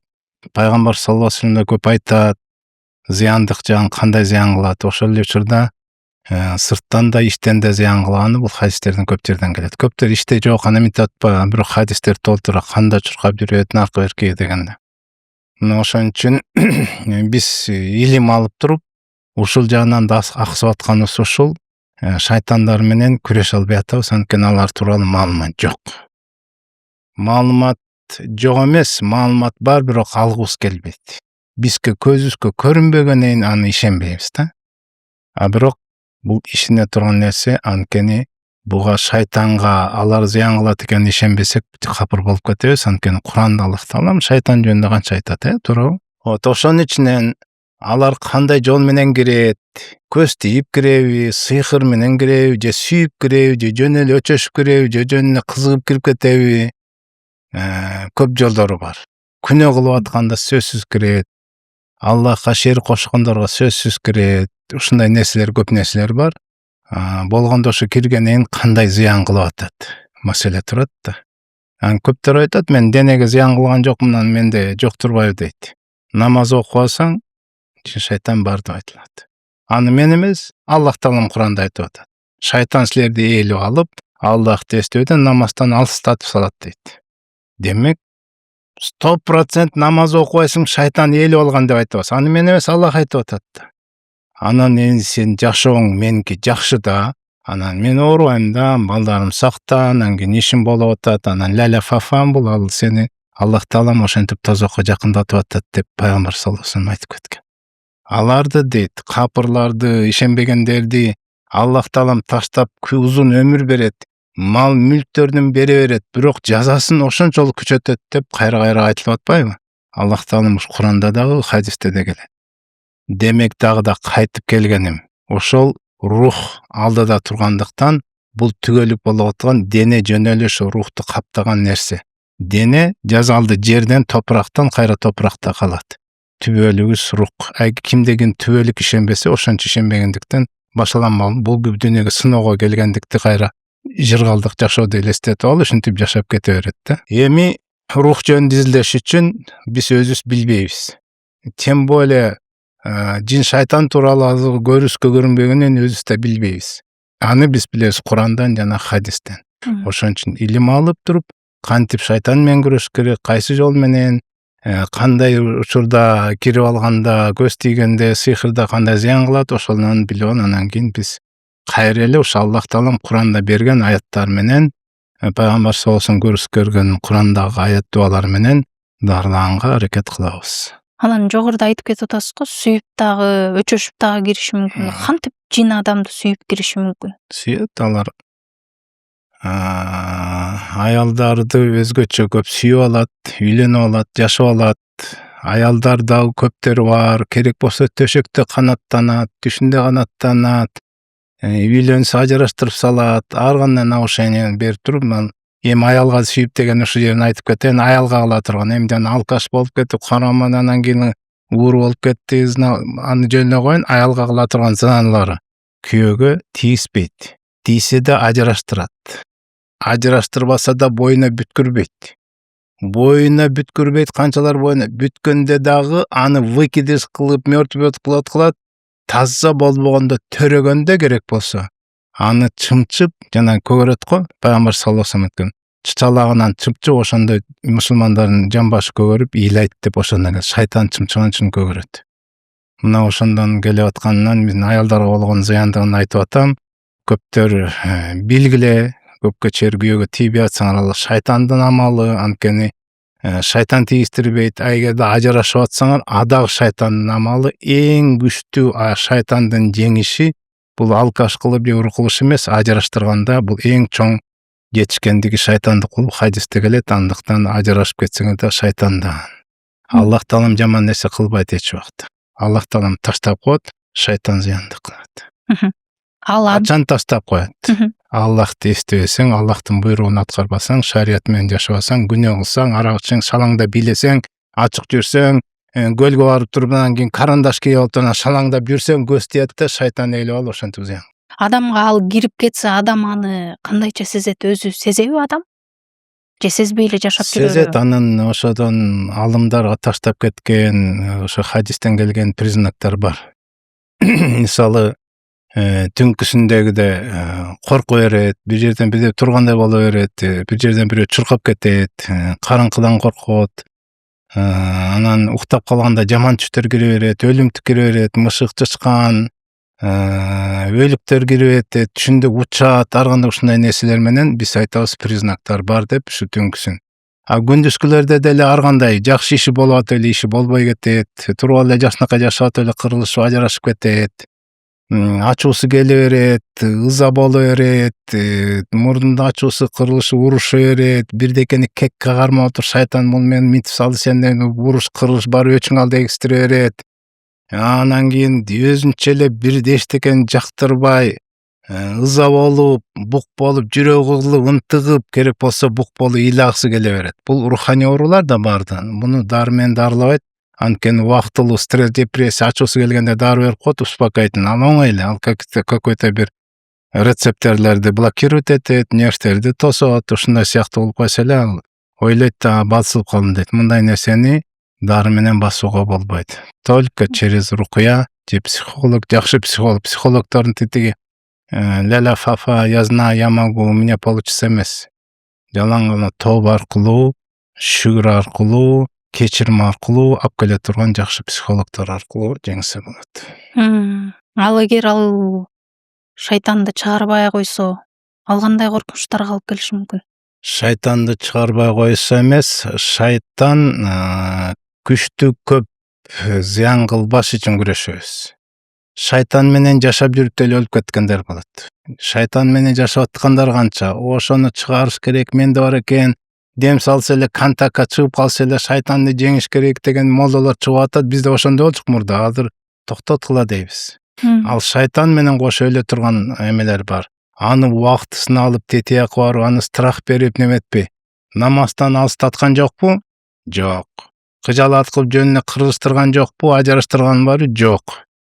Демек, кандай зыян болбосо, эмне болбосо дагы сен жашап атасың, ошону менен күрөш. Адам өзү жеңет, молдо чыгарбайт. Молдо жолун айтат. Мына алас дегенде кыласың, мындан алыс болосуң, муну ошону. Молдо только эле айтат, жана жолдорун. Чыгарыш, даже чыгарбаса да аны жеңиш, ошо жеңип алып бейишке жетиш, шайтан менен коргонуш, үйдү тосуш, үйдү коргош, бул өзүбүздөн. Жана айтып аткан нерселердин баарын аткарып туруп өзүбүз күрөшөбүз, өлгөнчө. Бул пайгамбар саллаллаху алейхи вассалам да күрөшкөн. Адагы сыйхыр менен күрөшкөн, үйрөтүп кеткен. Адагы керек болсо, Аллахым, гыр этип мен ажалым кекиртегиме келгенче шайтандын зыянынан сакта деп өзү Аллахка дуа кылат эле го. Демек, коргонуу бир гана Аллахтан. Биз Аллахка ибадат кылабыз, Аллахым корuyт. Коркпош керек мындан. Мисалы, кайра-кайрылы сиз айтып аткандай, сизге ошогондор көптөр менде бар турбайбы, сенде бар деди, сен көз тий деди деп каякта бир молдолордун да жагын аскандары, көз ачыктарды айтпай эле коюн. Молдолор жагысы, сен көз тийген турбай. А сенде сихыр бар турбайбы, дуа бар турбайбы? Сен биринчи үйрөт аны. Кантип киргенди кантип чыгарыш керек, анан айт. Диагнозду кое бербе. Эгер көз тийсе ошондон куткар, кара дуа болсо аны аппак кыл деген киши жок да. Страх бергенден кийин деп жүрө берет. Анан адамга да ушундай экен деп диагноз каалайт экен да. Келет дагы билип бериңизчи, менде кара дуабы же көз тийдиби дейт. Сага кайсынысы керек? Айтсаң, мен айтайын. Көз тийди деген жагабы? Көз тийди деди. Көз тийген, всё. Жактыбы сага? Бар ошону менен күрөш. Кантип күрөшөм? Биринчи ошентип келбейсиңби сен? Көз тийди деп айтып коюш оңой эле да. Анан диагнозун көтөрүп жүрө берет анан. Диагнозун көтөрүп мага көз тийди, баягы эле абысынам кызык берет эле. Баягы классташым минтти эле. Баягы кошунам. Ошодон көрүп жүрө берет. Сен көз тийгенде мейли ошодон тийсин. Дальше эмне кылыш керекти үйрөнүшүң керек да. Эгер бирөөдүн көз тийсе, жин кирсе өзүбүздөн көрүшүбүз керек. Молдолор дем салбагандар бар, күчтүү экен сеники, кыйналдым дейт. Начар молда ал. Молда эмес. Эгер дем салган кыйналса, сеники күчтүү экен кет деп анан ойлобой, өзүн ойлош керек. Мага эмне үчүн кирет, зыян кылат, Эгерде мен намазды убагында окуп койсом, зикирди эртең кечкинден алыстатып койсом, унутуп койсом, күнөө кылап, ушактап, арак ичкен, тетиги музыка уккандарды айтпай эле коеюн. Бирөө мен кырылышып жаман сөгүп койдумбу, болду. Шайтан оңой эле ошол жол менен кирип кетет. Туалетке дуа кылганды билбейбиз. Туалетке кирип чыккан дуаны билбейбиз, анан менде сыйкыр барбы, анан кара дуа бар. Толтура. Туалеттен кирип кеткен. Эсинегенде ос жабыш керекпи? Эмне үчүн? Эсинегенде ос жайт коюн, эмне үчүн? Этика. Этика эмес. Пайгамбар саллаллаху алейхи үйрөткөн. Оосуңарды жаккыла, шайтан кирип кетет. Туура. Шайтан оос деген көңдөйдөн кирип кетерин айтып кетти. Ошол эле учурда хубс вал хабайс. Эркек жана ургачы жиндин туалетке кирип атканы сактанып киргиле деген. Аузу билен айтып. Вал хубс вал хабайс. Демек, ал жакка киргенде эркек жана ургачы жиндер жагашканын айтып кетти. Эркектерге аял, аялдарга эркек кирип кетерин, ал жактан канча көңдөйлөр турат, ачыктар турат. Ошону айтканды билбей турандан кийин диагноз истегендер туура эмес. 100% кирди ан сен. Айтпай кирдиңби иши? Эми ошол жол менен күрөшүбүз керек. Эң негизги оюңарга, акылыңарга жана жүрөгүңөргө тутуп койгула. Канчалык жин шайтандан бар экен, менде көз тийип мындайдан кирип деп айт деген сайын, мынаки жин сүрөсүндө айтып атат. Аларга кайрылып, аларды эстеген сайын алар күчөйт, силерге коркунучту күчөтөт. Токтоткула коркпогула. Аллах айтып атат, мага кайрылгыла дейт. Бир ушундай дуалар бар, дуа менен кайрылсак, дуалдар жарылып кетет, тоолор оңкорулуп кетет. Шайтан эмне болуп калыптыр? Ошон үчүн ихластуулардын дуасын кабыл алат. Ихластуу жашап туруп эле дуа кылабыз. Оңкосун сайлат, кандай шайтан болбосун. Ошого ишенимдүү болушубуз керек. Биз көз тийди изилденбеш керек. Кара дуаны бирөө кылып тургандан кийин сага кара дуаны изилдет. Мен тетиги кылды эле, бул абысынын кылды эле, баа сүрөттү алып кетти эле, же бир жерден ийне таап алдым эле, анан мыкты алдым, чачтап алдым эле, топурагынан койнума бирдекени чачты сууруп чыктым, анан түйүнчөктү алып чыктым. Чепуханын бардыгы. Иширип бергендер канча. Мына ошон үчүн изилденбей эле. Эмне кыласыңар? Дуа кылса, эгер ихластуу жашасак, дуа кылган адам өзү оңкосун сайлат, өзү кыйналат. Биз болгондо гана көрүскөн жол, Аллах көрүскөн, пайгамбар саллаллаху алейхи айтып кеткен жол менен жаша, ихластуу болду, оюң боло берет. Ошон үчүн изилденбей эле, диагнозду да издебегиле деп айтып кетем. Ошол бул маселе боюнча бир молдого кайрылган адамдан алган, мындайча айтканда, интервьюн деп коеюнчу. Ошол укканым, айтканы бар. Азыр чын эле жогоруда айтып кеткендей, жанакы баады, анан чөп жайлар деген сыяктуунун бул жактагысы да бар экен. Ошо сиз айттыңыз го, молдо депчи. Мисалы айрымдар ошондой өзүнүн үйүнө болобу же бир мекемеге болобу ошондой ачып алат экен. Мен жинди чыгарам, мен эми шайтанды кууйм же дуаны жок кылам дегендейчи. Анан ошол таанышыбыздын көзүнө бирдемке көрүнө бериптир да. Көзүнө күзгүдөн караса өзүнүн көзү чоң көрүнө бериптир. Бирок ага чейин ал жанакы наркоз дейт го, ошол сыяктуу нерсени алгандан кийин. Дем салган таанышыңыз ошентип? Жок. Ошол барган, молдого барган адам ошентип барыптыр да. Анан барса эле сага ошол жин кирип кеткен дептир. Аны болсо телефондон отуруп видеозвонок мененби Куран окуйт экен. Тигил угуш керек экен. анан бир бөтөлкөгө суу куюп берет экен, ошону ичиш керек экен дейт. Бул канчалык деңгээлде туура? Азыр көп экен андайлар ошондой жол менен. Ошон үчүн илим алыш керек да. Ар ким өз кичине динде жагынан маалыматыбыз болсо, ошо көз ачык акмактардын колуна түшпөйт элек да. Ар ким бирдеки эмнеге бардың ага десең, мен айла жок бардым да, анан кийин балама ден соолук жана өзүмө кааладым да, эмне мен истейм да. Айла жок деген амалдан биз кутулуп кете албайбыз. Аллах таалам адал менен арамды бөлүп койду. Тандагыла деп атат. Тандоо берди бизге. Анан кийин айла жок, мен проститутка болдум, баламды багыш керек деген шылтоо. Эмне деген шылтоо? Ушул сыяктуу да, мен айла жок, мен ичим керек эле да. Мен айла жок ошону арак ичсем басылып калып атпайбын деген болбойт андай. Шайтан бир жагынан жакшы кылып коет, ошо харам жагынан. Анан жүрө бересиң, алар деле жардам берип атат го деп. Бере берет, көз ачыктардын канча жардам, алар жардам бербесе барбай койбойбу? Мына ошон үчүн биз бул жагында карашыбыз керек. Ал барган адам действительно Куран окуп атабы, сүннөт менен дарылап атабы, кичине илим алып барсаңар түшүнүп каласыңар. Өзү адам анан мындай карасаң китеп окуп атат да, Куран окуган жок, араб жазылган бир сыйхыр китепти окуп атса ошону Куран деп эсептейт да. Бул түшүнбөгөндүктөн да. Эч убакта молда шыбырап Куран окубайт, дуа кылганда да үн чыгарат.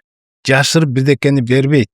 Ачык айкын суу берип атабыз, ачык айкын өстөр ачат, кычыратып таза сууга, анан кийин ачык айкын Куранды окуп дуаны угузуп өстөрүнө дем салынат. Антпесе шыбыраган сөздөр көп. Айланып шайтанга бир атын айтып коет, болду, ошого баш ийип жүрө бересиң да. Ошон үчүн ушуну айырманы бешибиз керек, айла жок бардым дегенде токтотушубуз керек. Уруну эле ар жерге бара бербей, өзүбүздөн баштап, өзүбүз өзгөрсөк, ошондо анан кийин Аллах таалам жардам берет. Анан айтып атышат, ошол окуп Куранды окуп аткан мезгилде мындай чыгып атканын көрдүк депчи. А эмне ошол жин шайтанды көрүүгө мүмкүнбү? Көзгө көрүнөбү? Боюнча, илим боюнча мындай бар. Жинге көрүнөт, жин бизге көрүнбөйт. Ошон үчүн көз ачыктары көп көрөт, эмне үчүн анткени өздөрүнүн ичинде жин бар. Анан сеники мышык экен, чал экен дейт, айтып берген ошодон. Кудай сактасын, бизге көрүнбөгөнү жакшы, анткени силерге ал көрүнбөйт деп атпайбы? Эми ушунчалык аалым болуп, андай аалымдар жок эсе болуш керек азыр. Дүйнө жүзүндө бирин сирин болушу мүмкүн. Дем салып, именно көрүп туруп чыгаргандар. А бирок бүгүнкү көрдүм деген аалымга ишенбеш керек, особенно Кыргызстанда. Ал өзүнүн көзү ачык, андан көрдүм мындай деп айтып берет. Демек өзүнүн ичинде жин бар. Бул бир. Анан азыр онлайн дем салган ким көп, азыр молдо көп. Ташырып атсаң молдонун башына тиет. Буну бизнеске да айланыштырып алды да. Эми Шайлабек, сен деле бизнес кылып атасың го дейт да. Мен аркамда жоопкерчилик турат. Мен Сеномед клиникам, мен көчүп кетпейм, же бирге качып кетпейм. Бизде деген налогу жагынан, медицина санэпстанция жагынан, бүт жагынан справка алып, сертификат психология деген мололор баары ачык айкын турат, чыгып атат. Мына ошолор врачтар менен олтуруп сизге диагноз коюп атат. Анан биздин молдолор, башка молдолор сенде бар экен дебейт, диагноз койбойт. Келгиле, шайтан менен күрөшөлүм. Сен уктабай калсаң, дем салгандан кийин жакшы болуп калдыңбы? Аппетитим ачып калды, уйкум жакшы болуп калды деген. Эми давайте, мындай кылалы деп анан лекция окуп баштайт. Бизде үйрөтөт. Баргандан көргөндөрүнө калп айттырбайт. Биринчи күнү ширк жөнүндө, келгиле Сулайман тоого, Жаманастын көзүнө сыян багла, жана көз ачык, көз манчокко ишенип албагыла, ушундай баарын ырым-жырымдарынын баарын үйрөтөт. Бир гана Аллахтан шифа берүү дегенди үйрөтөт. Анан кийин көз ачык деген кийим, молдо менен айырмасы кийим, тообаны кантип кылыш керек, ушулардын баардыгын үйрөтүп туруп, анан кийин кантип тооба кылып, өзүңдү эртең менен кечинде кайсы дуаларды айтып, коргонгондо жаткандагы дуаларды үйрөтөт. Мына ошо врач дары жазгандай эле мына Курандан келген, сүннөттөн келген нерселер калп айтылбайт, аякта ачык айкын колуна берилет. Аяктан ката молдолор катасын оңой эле таап коет аны. Ошондой нерселер менен ачык дарылаган молдолорго же врачтарга баргыла. Анан азыр эмне көп, молдолор көп. Молдо жин шайтан бар деп эле кирише берет. Карап турсаң, анын тетиги язбасы бар. Ичим оору десе эле ичиңде жин бар дей берет да. Анан кийин төрөсү, анан жанагындай түш көрөсү, жаман көрсө жин шайтан бар деген тетиги щитовидка, гормон өзгөрүлүп атат, неме болуп атат. Жаман түштөрдү көрөт, анткени кыжалаттыгы бар. Биз бир жагынан ойлош керек, психологду карап турсаң, тетиги оказывается тетиги бир өлүп атканда атасын өлүмгө көрүп ошодан кийин эметкен бул психологический травмасы бар, аны жок кылыш керек, ушундай нерселер менен аралашпай туруп алып уруп. Анан бүгүнкү күнү психологторго барбагыла дегендер дагы ашып. Вот Чубак устаз бүттүк алымдар айтат. Психологтор жөнүндө ооба, биз мусулмандар психологко муктаж эмеспиз. Бирок ушу муктаж болуп психологко барып алгандарды ошо психологтордун жолу менен илим алып туруп, туура жана туура эмес жагын айтканга милдеттүүбүз. Мындан тышкары кара дуа деген дагы түшүнүк бар. Бул жөнүндө сиздин бир видеоңузду көрүп калгам, баягы акчаны көрсөтүпчү. Акча менен окутулуп калышың мүмкүн, суу менен эмне менен мүмкүн болсо ошону менен окутулуп кала бересиң депчи. Анан ошол негизи кара дуа деген нерсе эмне бул? Эмне үчүн адамдар окутат бири-бирин? Эмне кажети бар мунун? Эмнеге окутат? Окуткандардан сурасаң, обязательно зависть, көрө албастык, өч алуу жатат. Эң биринчи көрө албастык, өч алыш керек. Анан бактылуу болбой алыш керек. Тетигини сүйүүчү менен тигит аны ажыраштырыш керек. Мына ушундай нерселер түртөт ушундай. Кара. Эмне үчүн кара дуа деп атап койду? Кандай деп ойлойсуз? Кара деген түс баягы бир жаман түстү бериптир, биз буларга айтабыз. Кара деп атаганы дуанын түрлөрү болот. Дуа Аллахтан кабыл болчу. Бул Аллахтын дуасы.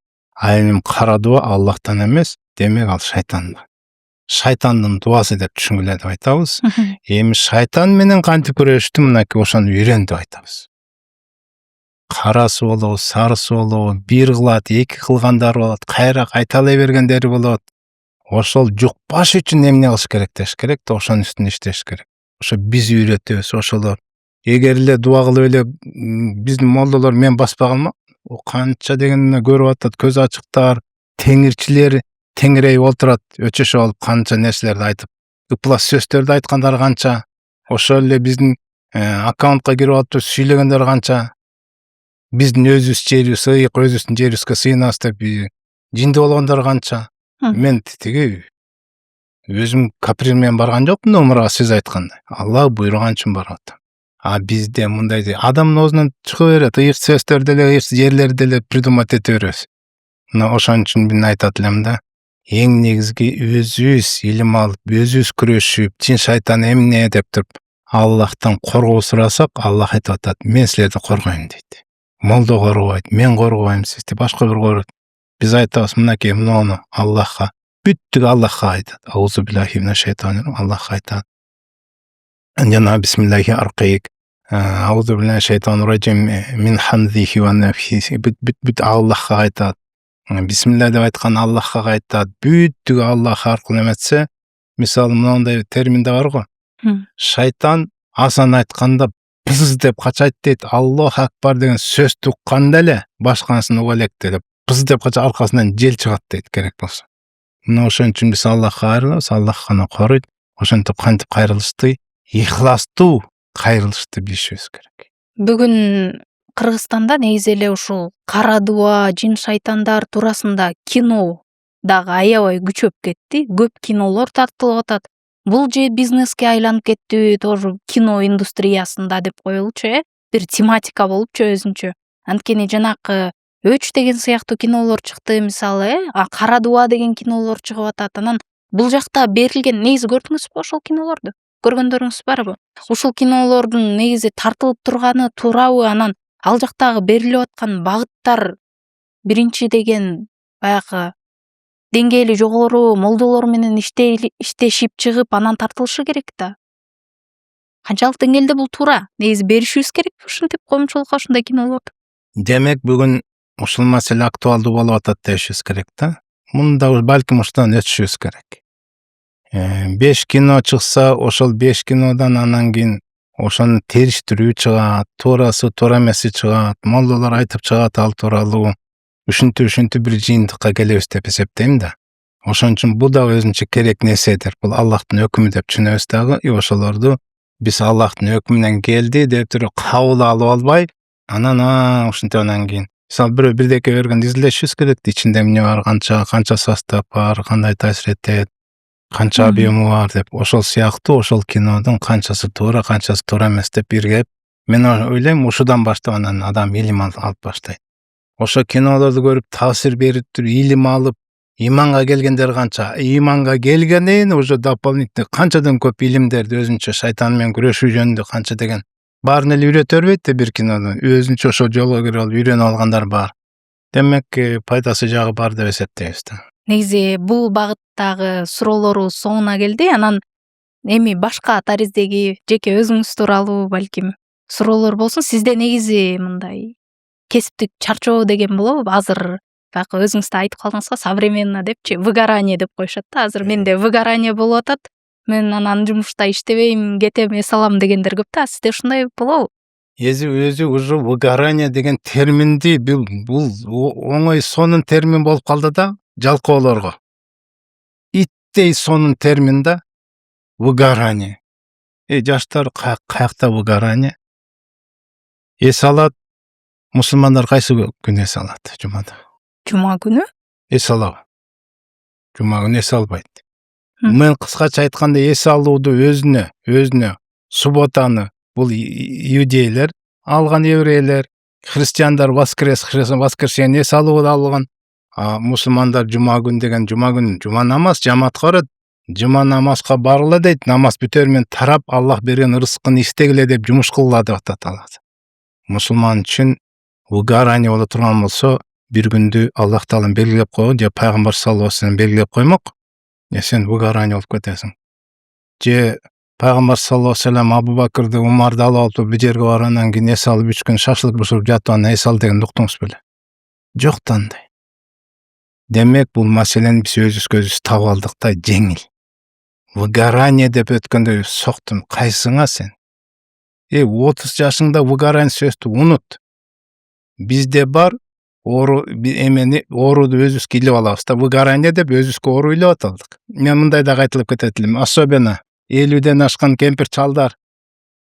Балекетиң алсын, мына картайганда тамак аш болбойт экен, белиң бүкчүп калат экен, уйкуң жакшы болот деп туруп өзүбүзгө оору чакырып алабыз. Өзү келет ошону айтсаң. Адам сүйлөп алды, өзүнө келтирип алды. Өзү картайып алды. Болбосо адам картайбайт. Билесизби ошону? Бул психологияны кыргыздар эле эмес, же мусулман эмес, тиякта башкалар дагы аныктап чыккан. Ушул сыяктуу жанагы жерде 4 баламды чоңойтуштук деген эне оорубайт. Анда выгорание жок. Ал жата албайт, баламды бир 3 күн тамак жебей турсун, же эс алып жатырсың, мен эс алып алайын деп выгорать эттим дебейт. Ошону 18 жаш эмеге чейин чыгарып тургандан кийин ооруп калып атпайбы?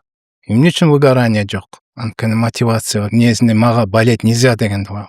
Украинада согуш жүрүп атат, дары кирбей алган, оорушпайт аякта. Алар некада согушка жүрүшүп атат. Мына ушундай сыяктуу эң көп ооругандар двоечниктер экенин билесизби? Сабакка баргысы келбей эле ооруп жатып калат, действительно ооруганды жакшы көрөт алар. Эми выгодно. Жана жумушту жаман көргөндөр дагы көп ооруйт. Эмне? Ооруп калып справка алып тургандан баргысы келбей, жумушту жек көрөт, анан жалкоолук карап калат. Жумуштун сүйгөн, сабакты сүйгөндөр оорубайт. Анткени мотивация, жашоо кызыкчылыгы бар. Алардын энергиясы бар, жашоого болгон кызыкчылыгы. Алар выгорание болуп калышы мүмкүн, мен чарчапмын деп ойлобойт. Жанагы жалкоолор сөздү ойлоп табаткандар өздөрүнө придумать этип алган. Андыктан дагы да айтып атам. Жаштар особенно выгорать этсең, ошончо өрттөн өлөсүң. Выгорание деген сөздү токтоткула. И выгорание дегенде тияктан келген бир айда бир жайында бар отпуск алыш керек. Отпуск алып туруп оңкосунан сайылып тияка кыдырып кайра өзүн кыйнап жүргөндөр канча? Көлгө барып эс алып келдим. Көлгө барсам мен кайра чарчап келем. Кудай сактасын. Ошон үчүн өзүбүзгө каякта бир балени таба албайлы, выгоранияны унуткула деп өзгөчө жаштарга айтып кетет элем да ошо. Демек сизде мындай чарчоо болбойт. Болбойт. Кесипке болгон сүйүү, мотивация. Мен эң жакшы көргөнүм ошо кесибим, сүйүүм. Аллах болгондуктан кесибимди үчүн сүйөм. Менде мынакей рокыйлар, дем салуу бар. Биз шарият жолуна намазга үйрөтүү, Аллахка тобокел кылуу, ширктен алыстатуу деген нерселерди мен ушул жакта киргизип, ушул жагынан руханий дагы көбүрөөк моллор Куран окуп аткан жерде иштеп аткандыктан мен чарчабайм, алхамдулилlah. Мен ар бир келген пациенттерге биздин келген бейтаптары жакшы отзывын айткан ошол мотивация. Ошон үчүн иштеп жүрөбүз. Бул бардыгын адам эгерде мен Аллах үчүн, ахирет үчүн десе выгорание болбойт. Дагы да айтып атам, мен бейиште түбөлүктө ошол жерде эс алам дегендер выгорать этпейт. А выгорать эткендер ошол жерде выгорать этип Кудай сактасын. Выгорать деген өртөнөт да. Өртөнүп туруп тозоктон өртөнгөндөн Кудай сактасын бизди. Выгорание дегенде өзү эреже мындай. Ибадат кылгандар эртең мененки зинкирин унутпайт. Бул эреже сону намаз окугандар бешмал убагында окуйт. Алар запрограммирован, жалканбайт, мен выгорание алып намаз окуйм дейби. Мисалы, андай жок да. Ансыгандай бул жакта ушундай жагында карап көрүшүбүз керек. Выгорание деп кимдер айтып атат? Демек бул сөздүн айтылып калганында жакшы эле болду окшойт. Жакшы сөздөрдү айтып койдуңуз. Мен өзүм азыр отуруп жакшы түшүнүп атам, анткени выгорание деп көп айтып жүрүшөт да. Демек анын маани маңызын түшүнбөй эле айтып, мисалы өзүңүз айтмакчы, выгорание деген уже гореть деген сөз эле болуп атпайбы? Анан дагы бир ушундай бир кызыктуу суроо экен. Эгер сиз бүгүнкү акылыңыз менен 20 жаштагы өзүңүзгө кеңеш берсеңиз, эмне деп кеңеш бермексиз? Мен 20 жашымда болсо, Бирок азыркы акылыңыз менен. 20 жашымда болсом мен Харьковда фармацевтте 2-курста окуп жүрмөкмүн. Бул суроо өзү туура эмес. Мен 20 жашымда болсо, муну кылат элем, тигини кылат элем деген өзү ширк болуп эсептелет. Антип мен айта албайм. Мен каалагандай баары бир болбойт. Аллах өкүм чыгарды, 20 жашында мен ошол жака жана окуганга, все, ошол болот, кайра болбойт. Эми маселеде азыркы акылым менен мен 20 жаштыктагыларга эмне айтат элем? Ошол маселе башкачараак да, ошол болбосо азыр айта алып өткөндө бирөөтөр тетирде мен баягы илгери 20 жыл мун жерди алып алсам, азыр $300 ордуна 300 миңге сатат элем дегендерди айтат элем. Сен токтот аны. Андай болбойт, ал ширк болду. Сен Аллах өкүмү ошол болду, албай калдыңбы? Ал эч буйрумак эмес. Же болбосо айтат го. Сен көрдүңбү? Баягы Бектурган деген сен үйлөнөм дегенге тийсең алкаш менен жүрмөксүң, мына министрге тийип дегенди айтат го. Менге Бектурган тийсем, анда ал министр болуп калмак деген. Ошон үчүн тагдырга жазылган болот. Биз мындай кылсам, андай кылсам деген өзү да туура эмес болот да. Бирок жаш балдарга, 20 жаштагы балдарга айтат элем. Убактыңарды үнөмдөгүлө, убактыңарды карагыла. Убагында мен ошол убактын көп кой берип коюпмун. Оюн каракка, башка нерсеге, ысырап нерселерге, бүгүнкү динге келгиле, дин менен жашасаңар, мына ошондон да бактылуу болосуңар. Болбосо бакытты таппайсыңар. Кимдир ойлойт да, мен ушу кызды алсам бактылуу болом дейт да. Алда эмне болду? Кырылышып бири-бирин өлтүргөнгө чейин барып атат го. Ромео Жюльетта. Сүйүү бар дейт, Ромео Жюльетта. Жакшы болду экөө өлгөн, же болбосо үйлөнгөндө баары кырылып өлмөк. Андыктан мен ушу кызматка жетсем эле бактылуу болот элем. Үйдү салсам эле бактылуу болот элем дегендер бактынын түбүн таппайсыңар, айтып коеюн. Кызматка жетти эле башкасы жакшы көрүнүп турат. Тамды салды, тамда уют жок, кырылыш башталат. Мына ошон үчүн бактынын понятиясы өтө башкача да. Сен бактылуу болдуң деген бирдекеге ойлоп, түбөлүк бактылуулукту ойлошубуз керек да. Ошон үчүн руханий адам кескесте бирөөгө жардам берсе, ошонун бактылуу сезет. Ошол көп узаган бактылуулук болуп эсептелет. Түбөлүккө пайдалуу. Кандай сонун, бирөөгө жазса кайда өзү сүйүнүп атса кандай жыргайсың. Мына ошол андагы эске алышыбыз керек. Бактылуулукту бул бейиш бактылуулук биз үчүн. Жаштарга айтат элем, ошол бактылуулукка умтулгула, бейишке. Бүгүнкү күнү исламда жашасаңар, өзүңөргө зыян берген нерседен алыс болосуңар, харамдан алыс болосуңар, арактан, зынадан алыс болосуңар, уурлуктан, калп айткандан, эки жүздүүлүктөн алыс болуп туруп, өзүңөр ушул жерден жашооңор өзү да туура болот деп айтып кетет элем да. Мына ошон үчүн 20 жаштагы балдар эмне үчүн динге эле чакырып атат дебегиле, ошол дин үйрөтөт силерди. Эмнени кантип кийиниш керек, канча кийиниш керек, эмнени жеш керек, канча жеш керек, керек болсо туруп жеш керек, отуруп туалетке кирип чыкканды үйрөткөн пайгамбар саллаллаху алейхи вассалам. Өткөндө карап турсам, не тияктан бирөө келатат суукта. Шарт эле оң кол менен чимкирип келатат. Мен менен учурашкан жатат. Эми карап турсаңар, дин кандай сонун, оң кол менен чимкиргенди тыюу салган, харам кылган. Оң кол менен тамак жейт, сол кол менен жуунат, башка аураттарды чимкирген сол кол.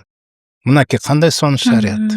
Ошон үчүн шариаттын жолунда бүттү көрүлүп кеткен эң оңой. любой маселен. Магазинге бардың қымбат арсаны бар екен, ортоңқысын ал, болды, арсаны татып айт, қымбаты ысырап. Ортосын алсаң ашып ат етпейсің, ал запчасть болу, кийим болу, зато уверен жүресің. Мен ортосын алдым. Қыжалат болбайсың, жаман алып қойын жасын. Ошон үчүн эң сонун абалда шарият бактылуу, кыжалат болбоштун үйрөтөт. Тобага Аллахка бирөө сөгүп койду, ал Аллахтын өкүмү капа болбой жүрө берет аңар. Ошон үчүн менин балдарым 20 жаштагы силер динде шариятты болгула, Аллахтын жаккан нерсесин жасагыла, макулуктардыкын эмес. Жакшы айтып кетип атпайсызбы? Меничи, мисалы мен ушуга үйлөнбөсөм, анан башка бирөөгө тийип кетишсе, анан сенин ордуңда тиги болгондо тигиндей болмок, бирок андай болбойт экен да. Эмне чын эле кандай буйруса ошондой болот экенине мен дагы бир ынанып калдым. Тамаша катары айтып койдум да. Ооба. Мен Бектурганга десем андай Бектурган министр болмак деген, бул эми тагдырга жазса ошондой болмак деген сөз, бирок андай болбойт эле. Мен тамаша катары айтып атам, биз каалагандай эмес, баары Аллах каалагандай. Аллах каалагандай жакшы болуш үчүн биз Аллах каалаган нерселерди аткарышыбыз керек, буйруган нерсени, тыйган нерсесин. Анан биз каалаган нерседен Аллах каалаган нерсе эки эсе жакшы экенин дагы унутпашыбыз керек экен да. Кээ бир учурда бизде бир нерсе окшошпой калса, бир сиз айтмакчы бир орунду эңсеп атсаң да, кызмат орындунчу, анан ал орунга барбай калдың, сенде окшошпой калды, бирок ал орунга барсаң балким камалып кетмексиң, балким жок болмоксуң дегендей маселени ойлонбойт. Кушпай калды, канчалар соттолбой калды, ошогону эңсеп жүргөндөр отургандыр, жакшы отур, мен барбаган. Сиз айткандай. Ошол сыяктуу.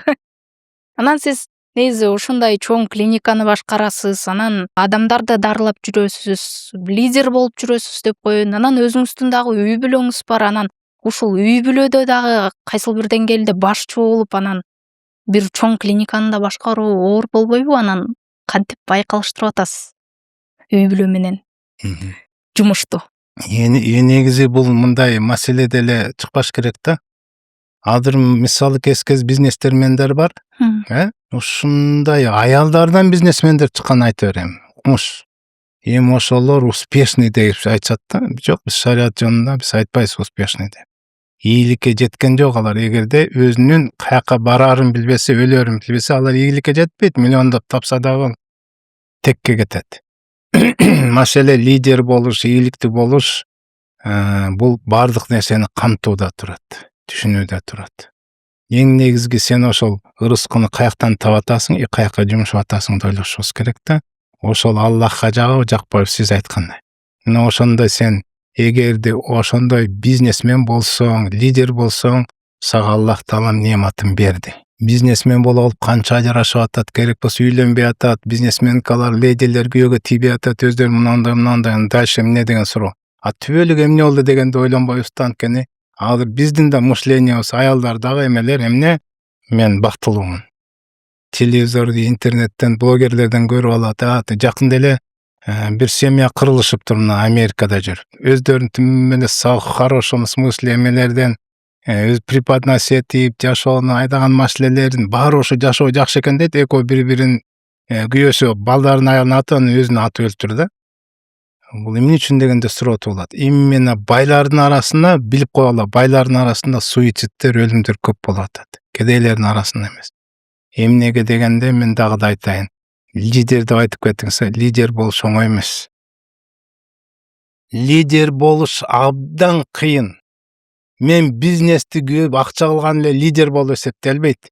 Лидер деген арак ичпеш керек, тамек чекпеш керек, уурлук кылбаш керек, бирөөнүн акысына кирбеш керек, сөгүнбөш керек, кырылышпаш керек, уурдабаш керек, зына кылбаш керек, шалаңдап музыка угуп бийлебеш керек, башка кыздарга тийишпеш керек, жалжаңдабаш керек. Мына ошентип жүрүп сен үлгү болуп лидер болушуң керек. Кашыктап чогултуш. Ошону лидер деп эсептейт. Тигил кандай бала дегенде, анын осунун историясынан бирөөдү кылып айтты, бирөөдү китайт этип кетти деген укпасаң, башкаларга жакшы жардам берет дегендерди уксаң, мына ошону лидер деп эсептейсиң. Мен ичмекти тамек чегип көргөн эмес өмүрүмдө. Бирөөлөрдү грубый анын жок. Мына ошон үчүн лидер болуш бул семьяда эле, бизнес жана адерде эмес, семьяда дагы лидер болуш өтө кыйын болуп эсептейт. Сен ошол жол менен калп айтпоо, зына кылбоо, үйдө кырылыш кылбоо, жанагындай ыплас иштерге барып, бирөөдү жаманда, бирөөдү эметип, баланын көзүнчө жаман бул семьяда лидер болуп, жана бизнеси өркүндөп кетсе да ал адам лидер эмес. Мына ошон үчүн мен айтып кетет элем, бардык тараптан лидер бололу.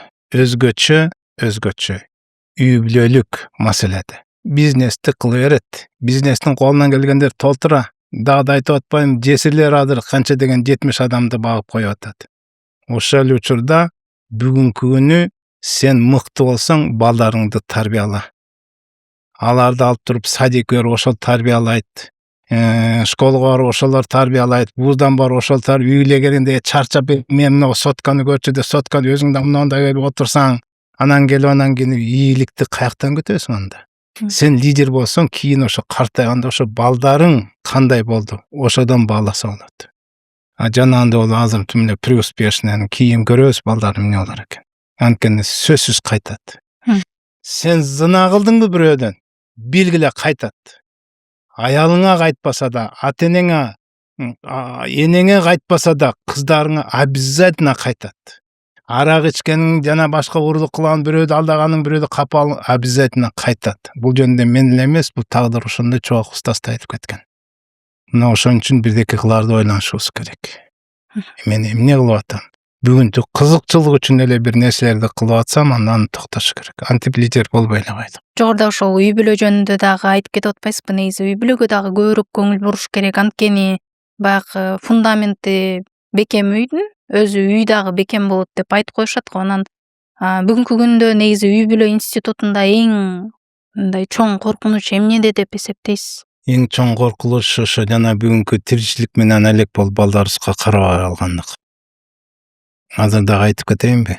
Тайкесине, чоң атасына, бир элекесине таштап кеткен балдар Россиядан, тияк-бияктан акча табам деген бүттү ошолор больной болуп чыгып атат. Мээрим төгүш керек балдарга. Ата-энелик мээримди сезмейинче, эненин мээрин сезмейинче балдар эч убакта кийин мээримдүү болбойт. Мээрим ошодон чыгат. Анан кийин балам укпай кетти, анан кийин тил албай кетти, анан катын ээрчип кетти, анан бизди укпай атат, анан ичип кетти, чегип кетти, анан иштебей жатат, жакшы окутсак окуусун таштап койду, анан кийин арстана турган болсо өзүңөн көрдүң. Мисалы, эмне үчүн азыр балдар, эми кыздарды айтса кыздар немете берет да, азыр шалаңдаган кыздар көбөйдү, мен балдар жөнүндө айтып берейинчи. Эмне үчүн 2, 3, 4 балдар менен таштап, ажырашып кетип калып атат балдар. Кичинекейинен баштап жана прививать эткен эмес, жоопкерчилик дегенди. Жоопкерчилик дегенди денесине, жүрөгүнө куйса, кийин чоңойгондо алар ойлобойт, мындай ойлу машинально аткарып баштайт. Үйлөнүш керек, тамсалыш керек, баланы багыш керек, ооруп калса дарап келиш керек, чоңойтуш керек, окутуш керек деген баланы эч убакта таштабайт. Анткени уже бул жакта жоопкерчилик куюлган. Ал ата-энесинен жуккан. Мына ошон үчүн даже аялдар, карачы атаң, мына оокаттап келди, мына тиричилик алып келди, карачы сени кийинтип атат, бизди кийинтип атат, үйүбүздө бирөөлөр ишип атса, биз мына карачы атаң мынантип чарчап келди, мынантип келди дегенде, бала чоңоюп, мен атамдай болом дейт. Чоңойгондо мен да багам, мен да ошол жерине прививать эте берет, мен жоопкерчиликти иле берет, кийин сен да оглум мындай багыш керек көрүң десе, кийин анан жоопкерчиликтүү болуп, жана андай балдарын таштап койбойт. Тигилер жоопкерчилик болгон эмес ушунда. Жүрөгүнө киришкен эмес. Мына ошон үчүн дагы да айтып атам, ошо балдар жөнүндө айттым, кыздар деле ошондой. Кыздарга азыр эмне деп айтат? Кызым, окуп алчы сен. Илим алып алчы. Күйөөң кандай болот, Кудай билет кийин. Кийин окуятын кылышың керек дегенде кыздын мээсине сен баары бир ажырашасың дейт. Кийин өзүңчө жалгыз каласың, балаңды сен ажырашып, сен жалгыз жашайсың. Ошон үчүн окуп ал деп ачык айтылып атпайбы бул жерде? Ал кыз эмне, чын эле кандай күйөө болуп калар, бир кырылыш болуп, талаш болгондо эле, дейт, пошол дейт. Андай кырылыштар канча болот? Илгери канчасы болгон, ажырашкан эмес го. Азыр бирдеке болсо эле, апа, минти тигинти апасы болсо эмне деди? Сен эмне ордуна койбойсуң, анан кайненесине чалат, күйөө баласына чыл, мен силерди тата-пата көбөйүп кетти да. Эгер ошол жок болсо, унутулуп деле калмак. Мен үйгө барганда айтып берем, ошол кылмышында күйөөсүн деп турган баягы чоң устаз жакшы айтат го, тил менен ушу башка эл менен табышып алып унутуп да коет аны. Ошол жок болуп атат. Ошон үчүн ажырашуулар, ошол эле балдар тараптан дагы, кыздар тараптан дагы жоопкерчилик жок болуп атат. Аны ата-эне коет, прививать этет. Бүгүндөн баштап. Кызым, Дунгандардан көрдüm тарбияны.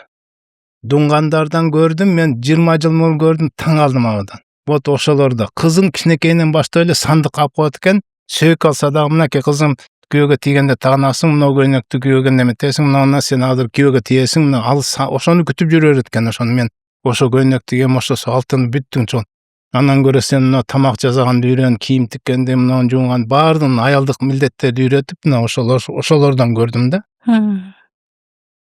Эми бизде ошондой болуш керек да, кыргыздар ошондой болушубуз. Илгери кыргызда деле ошондой болгон да. Кызды башка бирөөнүн көзүнө көргүзбөй, байларга бергенде таза кыз деп берген да. Эмне башка бирөө кармалактыр, көз көргөн эмес таза дегенде анан алышкан да. Анысыканда азыр бүгүнкү күндөн баштап биз балдарыбыз таза болуш үчүн, жакшы тарбия бериш үчүн өзүбүздөн башташыбыз керек. Балдар бизди көрүп анан кийин үйрөнөт. Азыр Кока-кола, арак ичип неметкендер балдары жөнүнө кола ичип, керек болсо минтип кагышып ичип, жаңы жылда ляляфа бийлегендер, ата энеси туфли кийип, бүт ата энесин ээрчигендер. Намаз окугандар жанамаз менен намаз окуп үйрөнүшүп атат. Мындай айтканда биз губкадай кылып жуктуруп атабыз да биз балдарга. Анан мындай туруп ата энеси кырылышып атат, тетиякта ойноп аткан баласы укпайт деп ойлоп алат. Бүттүгү жугуп атат. Ал ойноп атат да бүттүгүн сиңирип атат. Анысыкандай биз өзүбүздү тарбияламайынча жакшы келечек болот деп айта албайт элем да. Билим тууралуу айтып атпайсызбы? Балким ошол кыздарга кичинесинен сен кийин эне болгондо балаңа бере турган билимиң болуш керек. Билимдүү эне, билимдүү коом дейт го.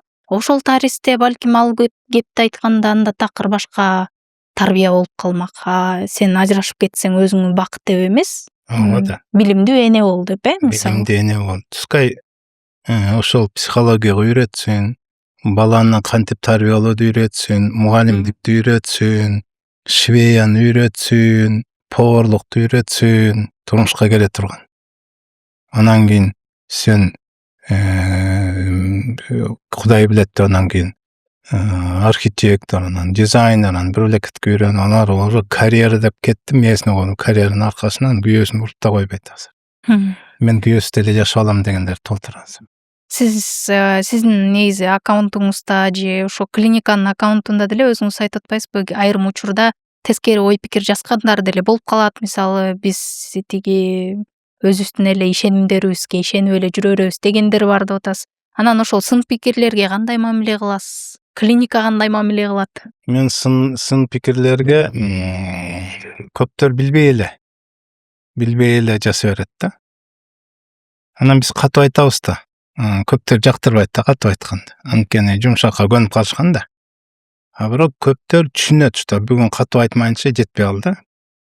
Бирөө келди дагы менен анан сиз абдан грубиянсыз, сиз айткандай турбайсызбы, мындай турбайт, тигиндей турбайт. Анан отуруп бир моментте ушундай бетиме атып тарс чаап туруп, сен бөйрөң чирийин деп калыптыр. Сен азыр карасаң, мынакей сен атетип эмеңе чыгып атат, көзүң шишип атат, жакында алла бөйрөң эметип, гемодиализге жатасың, анан кийин бир жыл, 2 жыл айында уже өлүмгө туура келет, азыр бөйрөң вообще эле жарабай калыптыр. Сен эмне болдуң? Сен азырдан кам көрбөсөң минтип кетти да. Анан кийин кайрадан сурадым. Мурунку айтканым менен кийинки айтканын таасири кандай болсун? Экинчи айтканыңыз катуу айттыңыз мен dedi. Мынакей dedi. Биринчи сен илип да болгон жоксуң dedi. Экинчиде мындай айтса сестиң dedi. Эми кайсынысы жакшы анда сен айтчы, мен сага кам көрүп атам. Экинчиси жакшы экен деп моюн калып атат. Анткени биз күйгөнүбүздөн айтып аткан. Биз жаман нерсе айтпайбыз. Ошол эле учурда тимине критиктер чыгат. Мурда какой-то бир эме бар эле, азыр кыжалат болбойбуз. Анын пикири бизге жукпайт. Азыр жөн эле бирөө бир пикирин айтса 5-6 жайлап коюп атат. Сен эмне билип койсуң осуну деп эле жайлап коюп атат ошо. Андай болуп турушубуз керек. Эгер эле бардыгы эле жакшы пикир болуп кетсе, мен Кудай болуп кетпейм. Эртеңки күнү мен өз шалаңдап кетем, өзүмдү кумуш сезип. Ошон үчүн критикада болуп туруш керек. Ошон үчүн оппозицияда болуп турганда ошол конкуренция болуп турган өнүгөт. Монополия болуп алсаң жата бербейсиң, жок. Конкуренция болгондо өнүгүш керек. Пикирлерди кабыл алышыбыз керек. Эгер туура пикир болсо оңдошубуз керек. Оңой болбой атпайлык. Кибир деген тимиле потолокко чыгып кетпеди бизде, текеберчилик кыргыздарда. Ногут түштүк да жакшы экен. кибер бар жер эч убакта оңолбойт. Кыпындай кибер текеберчилик болгондо отто деген киберларды каргаган Аллах Таалам Куранда. Анткени шайтан кибер болуп, киберлыктан еврейлер пайгамбарларын өлтүрүп кабыл албайт. Мына ошон үчүн эң жаман орой жанагындай текебер болуп, жанагындай критиканы кабыл албаган. Текебер ошондой болот. Эми карап турсаңыз, мен түштүктөн көрдүм өнүгүүдү. Мен өзүм аркалык болом. Мен кибер тараптан болом, өзүм аркалык. Биз абадан ушу толуп кеткен ушуну. Ичсең ичпесең чыгып кетчи, койчу сени дегендерденмин да. Түштүктө мындай ийкемдүүлөрдү биз кошоматчы деп жүргөн экенбиз убагындачы. Азыр түштүктөн өнүккөнү байкап атам. Аларда кибер болсо да эми салыштырмалуу айтып атам да, мен бирөөдү баягы относительно да биз ушудан кутулалычы деп айтып атам элгечи аркалыктарга. Мынакей өнүккөндө көрөр. Тетиякта биздин област айтып эле койгон, Бишкекте эле көрүп атабыз өн. Тетиякта област, центр, райондор, айылдар өнүккөндөрдү көрдүм. Эмне дегенде ийкемдүү экен оштуктар. Ийкемдүүрөөк көөр экен бияка караганда. Демек ошолор өнүгөт. Ошондой жерге береке берет Аллах. Эми ушуну айтса дагы өткөн нерсе, анан тетиякта алар мындай кетет да. Критиканы кабыл алабыз биз. Анан эгерде сен кибер болуп алсаң, аны кабыл албасаң, анда өзүңөрдүн көрдү эле ушинтип коебуз да. Жогоруда негизи үй бүлө институту жөнүндө дагы кеп кылып атабыз, илим жөнүндө дагы кеп кылып атабыз. Анан негизи ошо медицина жаатында жүргөн адамдар адабий китептерди окуйбу, чыгармаларды окуйбу? Сиз окуйсузбу? Мектепте жүргөндө абадан окучук биз. Китеп менен эле чоңойдук да. Төшөктүн алдында жатып алып туруп, эпте бир жарык кадам окучук да бекинип. Азыр китеп окугандар аз эсе, азыр эмне үчүн балдар жибер болуп атат? Ата-эне менен азилдешпейт, сүйлөшпөйт, отуруп алып, жаман жакшылардан түшүндүрүп, балам бул жаман, бул жакшы, мына эткен жакшы, кошо ойношуп, жулмалашып, маймыл болуп балаңын алдында, жонуңа мингизи эшек болуп жашашыбыз керек да. Аларды тартышыбыз керек, развлекать этишибиз керек. Турмуш, мен ойлойм ошон үчүн баягы жаман угулуп аткандар эшек ошол да жашоо. Ошентип, жок, мен ошол кызык болуп атат, мен сотканы көрүп атса, өзүбүз да көрүп атсак, тынчыраак биз ошону каалап калганбыз, нафсубузду. Балабызды чоңондо ошолор дебил болуп атат. Алар мыякта көрө интересный мышление жок, баягы ой жок, андай бирдекен. Ошон үчүн азыр дебил болуп эле балдар чоңойгондо ошол эле салымы жок турмак, кайра бул обществого вред көргөзүп аткан ошондон болуп атат. Мына ошон үчүн азыр жана айтып кеттим го, оорулардын бүттүк көпчүлүк психосоматика болуп атат. Психосоматика. Балдар эмне үчүн ызы чуу көтөрөм жаман, Мен сизге айтып кетейинби? Тарбия боюнча айтып кете турган болсок, мынакей азыр шерден элде угуп койсун. Пайгамбар саллаллаху алейхи вассаламга бир аял келет. Жакында мен төрөйм, кантип баламды тарбиялашым керек дейт. Сен жакында төрөсөң, туура 1 жыл кечиктиң деген. 9 ай көтөрөт го. 1 жыл деген эмне? Мындай маани келет. Баланы тарбиялаш атанын белинен, эненин ичинен. Түшүндүңүз, бел деген. Ата деген балалы болоорунда пландаш керек баланы. Свадьба, горка, ля-ля, фафа деп эле кошулуп койгон бала дебил болот. Ал даярдаган азыр бүгүнкү күнү илгери билесиңер. Кочкорду, букаларды даярдаганда аларды кандай жылуу жерге бакчы эле, өзгөчө күчтүүлөрүн сорттоп чыгышчы эле. Илгези биз урдап сабиз жечик да. Эмне дегенде кочкорлорго бере турган сабизтерден урдап, ушундайлардан жечик. Аларга особый даярдап тургандан кийин койго кошону тукум алчы да. Бизде каякта тукумга карабайбыз да. Азыр кыздар мынтип карап туруп акчасына карайт, белине карабайт азыр. Мына ошон үчүн балдарды тарбиялоо тетиги жакта зачатие боло электе анданышыбыз керек, план түшүбүз керек. Минтели, антели, тигинтели, кырылышпайлы, кризистен, немеден, нервтен алыс бололу, анткени ар бир нерсе ДНКга влиять этип атат да. Анан кийин зачатие болду дейли. Зачатие болгондо бала түйүлдүктө эне бул ал үчүн вселенная да, баалам. Эне менен кошо уктайт, турат, ойгонот, тамак жейт, дем алат, кыяланат, ойнойт, кошо горевать этип ыйлайт, сүйүнөт, эне менен кошо жашайт. Төрөлгөндө ошол уланат.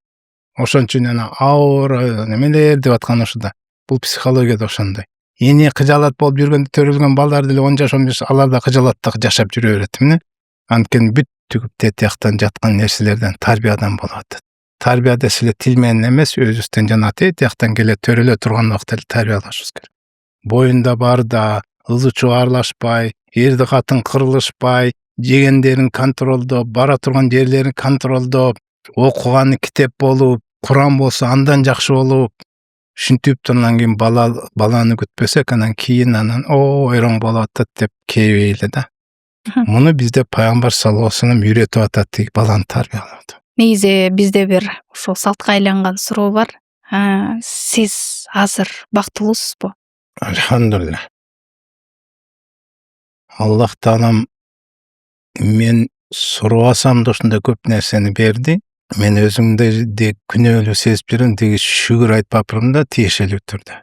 Мен бактылуумун, Аллах таалам ушу мени кыргыз эмес, мусулман кылып жаратып, кичине иман келтиртип, Куранда мамилени киргизип, намаз окутуп койгон үчүн мен түбөлүктүү бактылуумун деп эсептейм. Бактылуу болуш түбөлүктүүлүгүн ойлошубуз керек да. Бул дүйнөдөн бүттүгүн берди, мен ошо берген нерселерге, мисалы, ахиреттен отчет берем. Мага бүт берди. Мына угуп турган мына жерде кичинекей биринен баштап бир туугандык мамиле, мектепте жакшы окутуп, тияка барып, аяктан окутуп, күч кубат берип, тренер кылып, спорт жактан аброюмду келгенде кызмат, мал, дүйнө, аброюмду көтөрүп, тетиги кызматтын эшелонуна дагы чейин иштетип ушундай кылып берди да. Ал бактылуулук эмес. Мен ошон үчүн бардыгына барайым, Аллах таалам отчет берем. Кандай өткөрдүм?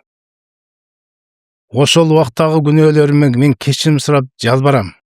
Эми бактылуулугумду ушуга Аллах таалам кечирим сурап тоболганга, мага мүмкүнчүлүк бергенге мен бактылуумун деп эсептейм. Анан акыркы сурообуз мындай болсун. Негизи адам баласы эмне үчүн жашайт? Адам баласын ар кимисине берсең, ар кимиси ардеке деп дөөйрөйт. 1000 адам берсең эмне үчүн жашайм? Балам мен эмиш керек, элге жагыныш керек, эл мен өлгөндөн кийин эл эстеп туруш керек. Эстегенде канча жыл эстейт эл? Бүттүк ардекени айтат. Ошон үчүн бул кайсы бир маселеде эмне үчүн жаралдык, эмне үчүн жашап атабыз, эмне болот дегенде биз мээбизге койбой, Аллахтын жана пайгамбардын айтканы менен жашашыбыз керек. Биз бул дүйнөгө эмне үчүн келдик? Аллахка сыйыныш үчүн. Жиндер жана шайтандарды Аллах өзүмө сыйындырыш үчүн. Бул дүйнө бизге сыноо үчүн берилди. Бул жашоо үчүн эмес, бактылуу болуш үчүн. Сыноо үчүн берди, ошо түбөлүк. Акылдуу ким деп айтасызбы? Мен ошону сурайт элем. Күчтүү дегенде дагы бүттүгүнө жооп берген.